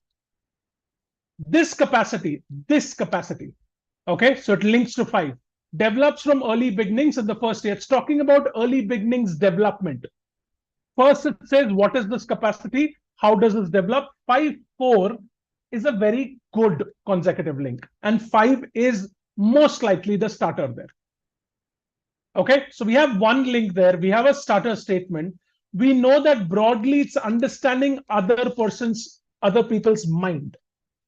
You'll probably need to do a little bit more linking here. Okay, so 5, 4 we've identified. After 4, what do you think will come?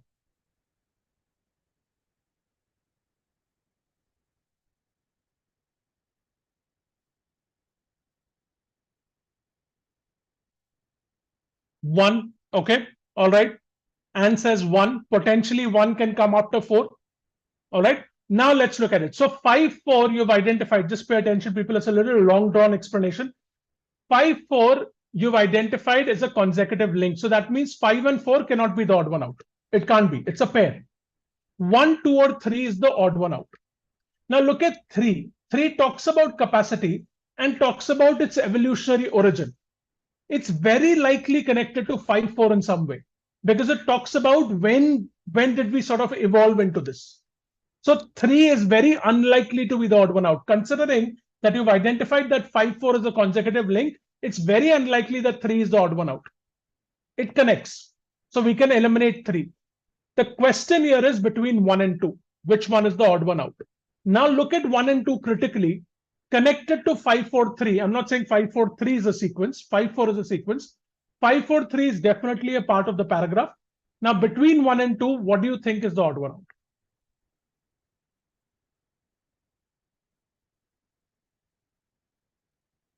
Forget your answer. Okay, again, review it again. 5-4 is a consecutive link. 5-4-3 is a part of the paragraph somewhere. We don't know how 3 is. Between 1 and 2, what do you think is the odd one out? 1 says having an appreciation for the workings of another person's mind, which is connected. It's considered a prerequisite. So it's telling you the importance. Why is it important to understand another person's mind? Okay, now look at 2. It is a theory of mind, though some scholars prefer to call it mentalizing or mind reading, which is important for the development of one's cognitive abilities. It is a theory of mind.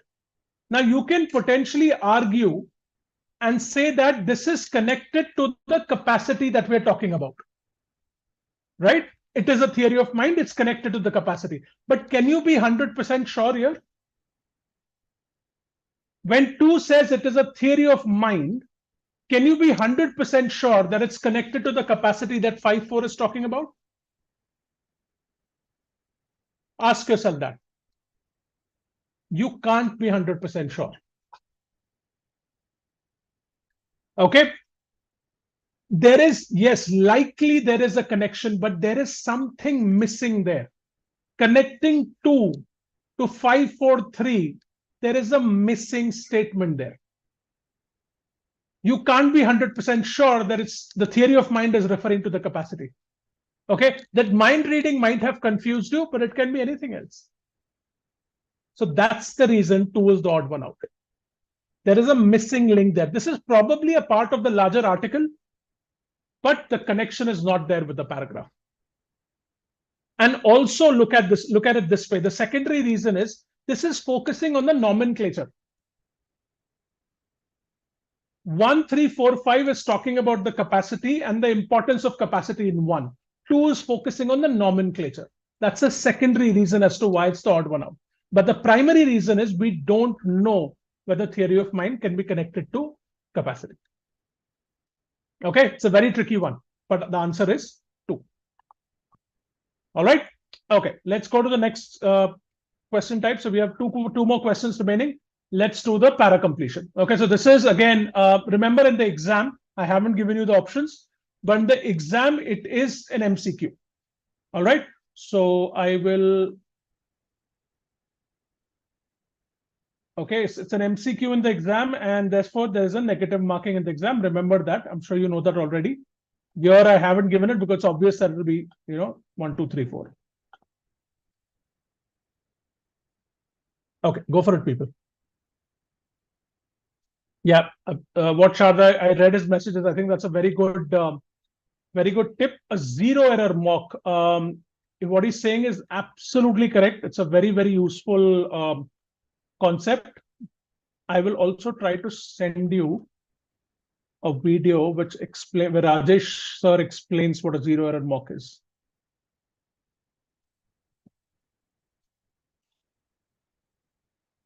I think we're going to release a video soon, I think, about this, but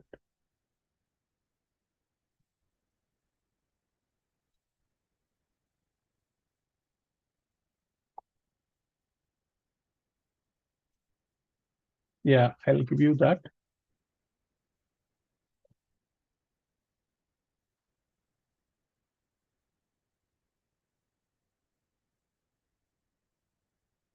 Yeah, just have a look at this. If it's confusing you, the concept, this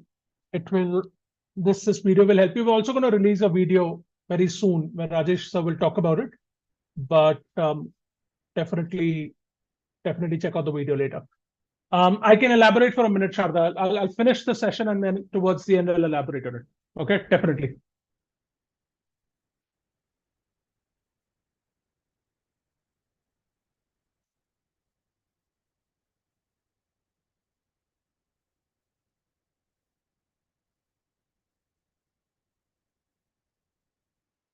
Thank you, Sharda. Thank you so much. Thanks for dropping in. Great to see you. I hope you're getting enough. Well, that saying that is absurd. I hope you're getting at least like 4 to 5 hours of sleep, right? But yeah, take care of yourself. We should connect soon. We should talk. Okay, but thank you for dropping in and also sharing your tips.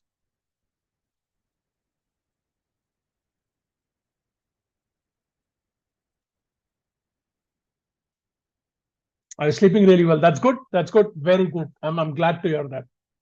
Glad to hear that. Oh, that's great. That's great. That's fantastic. I'm glad to hear that. That kind of like me when people talk about this severe sleep deprivation, right? So, and it's kind of like some people wear it like a badge of honor, right? I only sleep for 2 hours. I mean, that's BS, but I'm glad. I'm glad. Good stuff.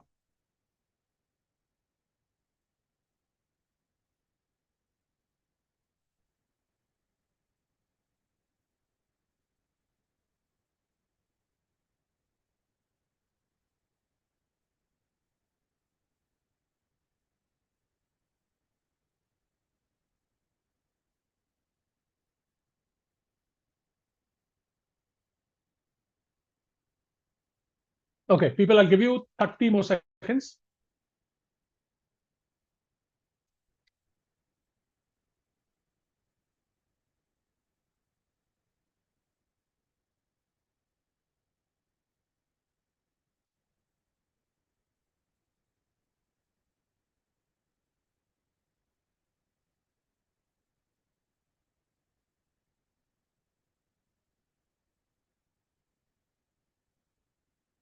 Okay, last 10 seconds.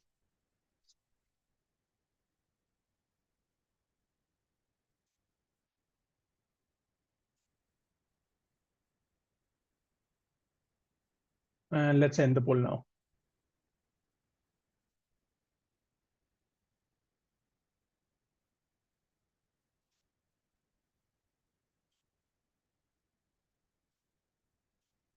Okay, so you folks are split here. 31% is saying 3 and 4. All right.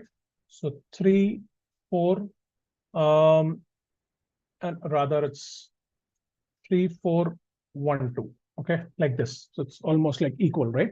Okay. So you're confused between 3, 4, and then of course 1, 2. Now, see, I'll give you a quick strategy for para completion. You read the sentence first, the sentence that's given to you. Try to understand the sentence as much as possible, broad understanding, and then predict. In your head, ask yourself, what could come before this sentence? And potentially also ask yourself, what could come after the sentence? Predict it. You don't have to spend like a minute doing this, just quickly in your head.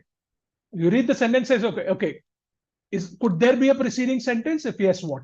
Could there be a succeeding sentence? If yes, what? And you don't have to be accurate there. Just logically think about it. Okay. And that will give you some direction to solve the question. Often that helps you. So let's try that. First, understand the sentence.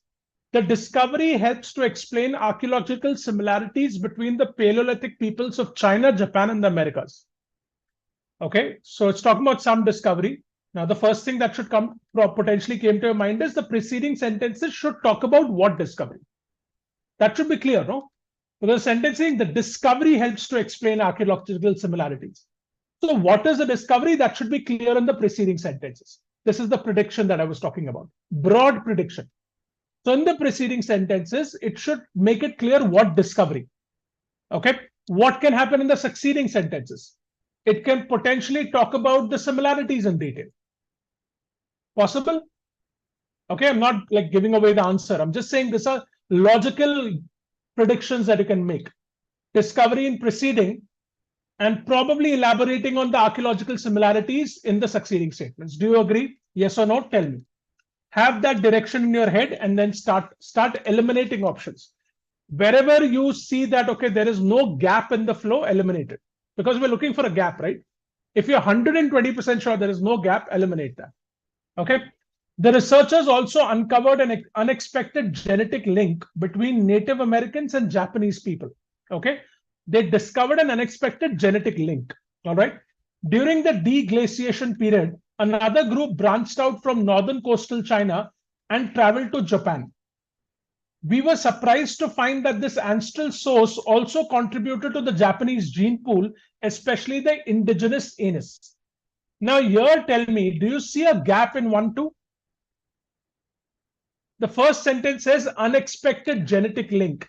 Aren't the following statements explaining what that genetic link was or how that genetic link came about?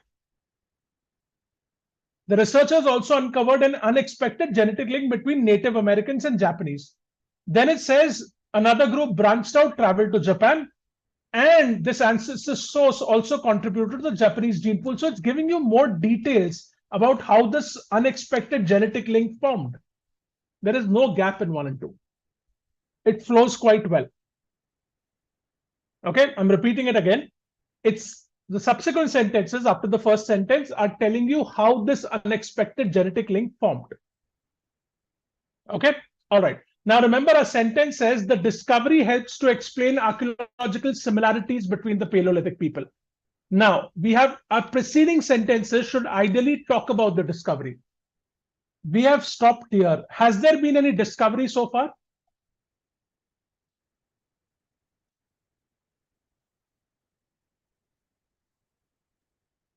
Has there been any discovery so far? Is the discovery clear if you stop at says Lee?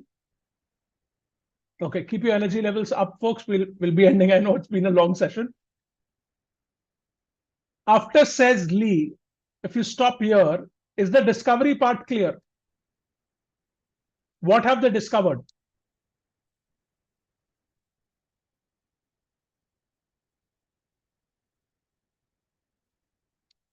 Am I still connected?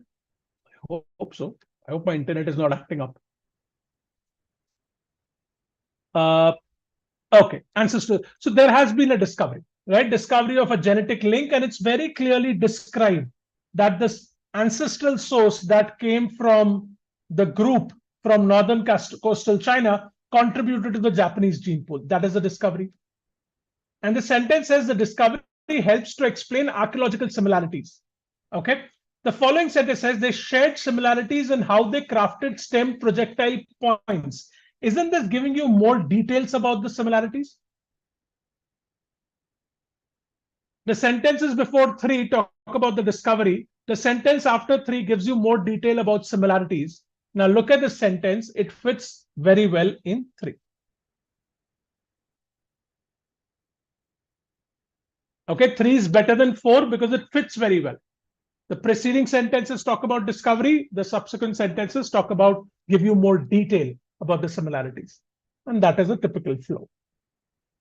Okay, so the three is answer. It's not very straightforward, by the way, but 3 is the answer here. Remember to make those guesses before you start reading the paragraph. The guesses don't have to be accurate, but it will give you some direction. Okay, so the answer is 3 here. Right, let's go to the next one. Don't get scared with the length, or don't get scared with the fact that this is philosophy. Okay, don't give up on this. This question is actually manageable. Okay, you'll get it. Don't get scared with the genre and the length. Go for it, people. I'll run the poll.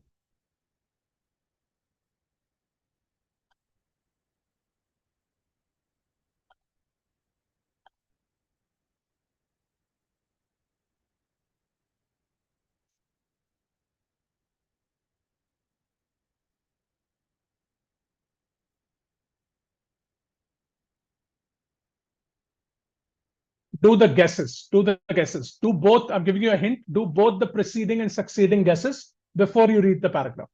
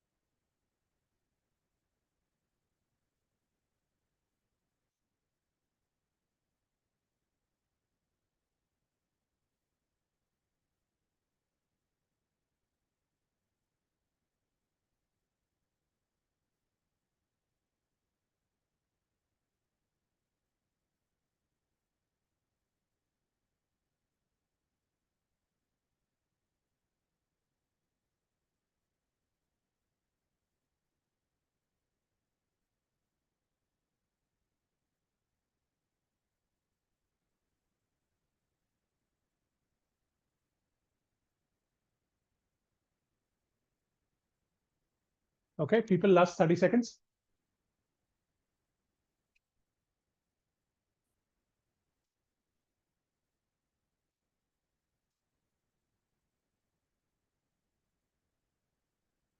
And tell me in chat if the prediction helped you in this one.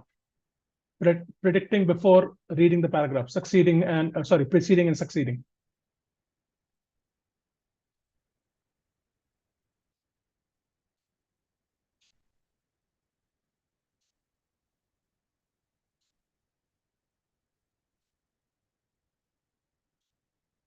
Okay, last 10 seconds.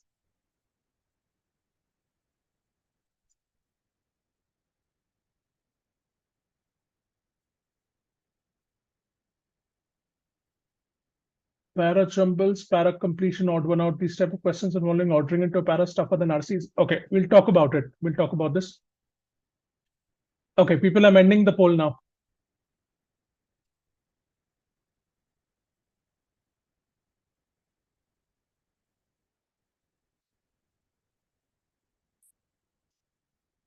All right. 42% of you are saying 44% of you are saying 2. Okay. 30% is saying 1. Then 15% 3, and then 4. Okay, let's look at it. The sentence says, this philosophical cut at one's core beliefs, values, and way of life is difficult enough. So understand the statement, broad understanding.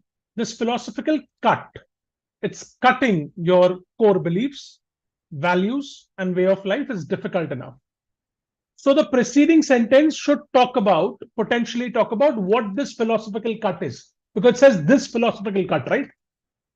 It says this philosophical cut. So the preceding sentences should tell you what that philosophical cut is. And it should be a cut at one's core beliefs, values, and way of life. And understand, what does this mean? Is difficult enough. When somebody says is difficult enough, what do they follow it up with? If I say, okay, again, obviously this is not the truth. I'm just giving you an example.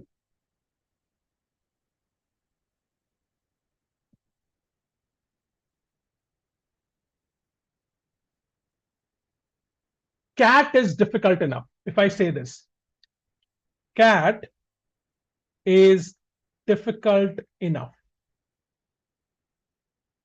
Potentially, what I can say after this sentence is that this year CAT has become more difficult, hypothetically speaking. CAT is difficult enough, or CAT was difficult enough. This year, they have reduced the time to 1.5 hours. Ignore my writing. CAT was difficult enough. This year, they have reduced the time to 1.5 hours. Now, what is happening after difficult enough? It is getting more difficult, isn't it? That is typically what an author would do when you're writing this. When somebody says it's difficult enough, potentially the statements after that will talk about how it has worsened, how it has become more difficult. Okay, so your preceding sentences should potentially talk about what philosophical cut. Succeeding sentences should worsen the situation. Now let's look at it. The experience of reading philosophy is often disquieting. When reading philosophy, the values around which one has heretofore organized one's life may come to look provincial, flatly wrong, or even evil. It's cutting at one's core values. Philosophy is cutting at one's core values. Has it covered beliefs, values, and way of life, all of them in this sentence? Look at it. Or has it only covered values? It is saying the values around which may come to look flatly wrong or even evil or provincial. It's only talking about values. It hasn't spoken about beliefs and way of life yet. When beliefs previously held as truths are rendered implausible, new beliefs, values, and ways of living may be required. Now, after required, it has covered all three of them. Philosophical cut is clear now. What does the statement say after that? What's worse? It's worsening. Philosophers admonish each other to remain unsuited until such a time as a defensible new answer is revealed or constructed. Sometimes they don't even give you the answer. So it's getting worse. Preceding statements talk about what philosophical is cut. Succeeding statements talk about how it's gotten worse. The answer is 2.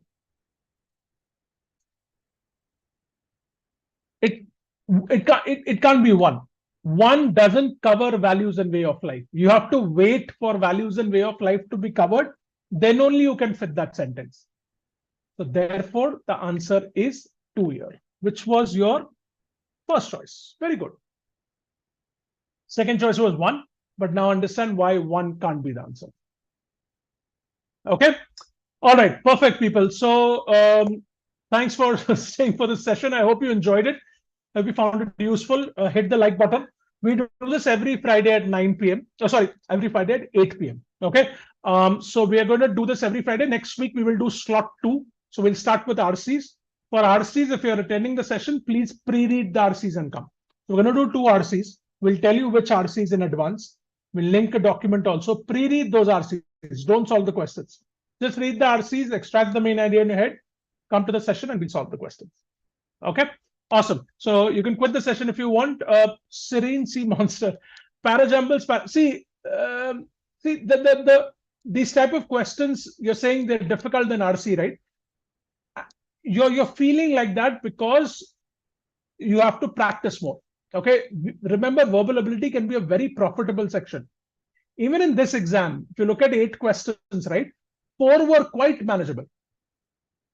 Okay, 4 or 5 were quite manageable. This was I think this VA section in slot 1 was a relatively easy, more manageable section. So 4, 5, typically 4 questions are manageable. So the trick with VA is first you have to learn the strategies and then you have to practice a ton of questions. So to get expertise in VA, you have to look at solving 75 to 100 questions of each question type. Okay, you solve 25 to 50, you'll start getting comfortable. 50 to 75, intermediate level expertise. 75 to 100 will be expert level. And then you will see that you're able to solve questions. So if you're at that expert level, right, getting 5 out of 8 is quite possible. 5 3s are 15. 15 marks is possible if you're at an expert level. If you're at an intermediate level, you can get 4 questions right. Okay, 4 questions is 12 marks, which is a lot in VRC. Okay, so definitely practice. Okay, can you please let us know how to eliminate 3 and 4? How to eliminate 3 and 4? Okay, sure. So see, the 2 is the answer. Okay, what's worse, philosophers admonish each other to remain unsuited until such time as a defensible. Okay, sometimes philosophical writing is even strictly critical in that it does not even attempt to provide an alternative. So basically it's saying that, you know, just criticizes. Philosophy will sometimes only criticize, will not even give you an alternative. Okay. The reader of the philosophy must be prepared for the possibility of this experience. See, this experience, there is no break here, Suraj. This experience is the experience of being challenged on your beliefs, values, and way of life. And you're like completely shaken up because like all my life I've believed in this and now philosophy says completely wrong. And it's not even giving me a solution. So imagine that experience is can be very disturbing. So this experience is connected to, you know, it has been substantiated here. There is no gap in 3. You can eliminate 3 because there's no gap. While reading philosophy can help one's clarify one's values and even make one self-conscious for the first time of the fact that there are good reasons for believing what one believes, it can also generate unremediated, unsolved doubt that is difficult to live with. You can eliminate 4 because if you place the sentence in 4, it won't make sense. Is that this difficult enough? The difficulty part has already been explained very well. Saying that it's difficult enough now at the end will not make sense. So that's how you would eliminate 4. 4 is completely out of the picture. 3, there is no gap in flow. Okay. So the potential answers are 1 or 2. You would eliminate 3 and 4. Between 1 and 2, 2 is definitely the answer because 1 doesn't cover values and way of life. Okay. All right. Can you explain about zero error mock? This is the last question I'll take. I'm a little exhausted. So zero error mock, what Sharda was talking about is a mock, any mock, where you go with the intention of getting all the questions correct. So this is a mock where you sort of, you know, have that intention that I'm going to attempt this mock and whatever questions I'm attempting, I'm going to get all of them right. So basically you aim at 100% accuracy. That means you only solve those questions where you're near about 100% sure of getting it right. Okay. So what he's saying there is that if you're struggling to score, okay, let's say you're losing a lot of marks due to negatives, or if you're struggling to score even a decent score, he's saying that focus on accuracy first. Start with a zero error mock. So there you can say, okay, for instance, VRC is your weak section. So you can go into that mock saying, okay, I'm going to be fine with attempting 6 questions or 7 questions, but I'll get all of them right. Now, let's say if you're someone who's struggling, who's scoring right now in single digits in VRC, 8 or 9, because you're losing a lot of marks due to negatives. Now, in this zero error mock, you attempt only 6 questions. And let's say you get 5 of them right. You'll score 14 or 15. So you're already in the double digits. Okay. So it gives you a boost, right? Mental boost. And also it gives you that, confidence that I can get questions correct. So focus on accuracy and then slowly build it up after that. Okay. So zero error mock, get that score. And then slowly in the next mock, take a little bit more risk. Then take a little bit more risk, like incrementally build on that. And that's how you can improve your score. That's what he's talking about. Okay. Watch that video that has been sent. It talks about that. We are also going to release a zero error mock video. So you can look at that as well. But that video, Rajesh sir explains it very well. Doing VA before RC is good. Okay, Lokesh, that depends. I always say if you're reasonably good at RCs, then start with RCs, go to VA.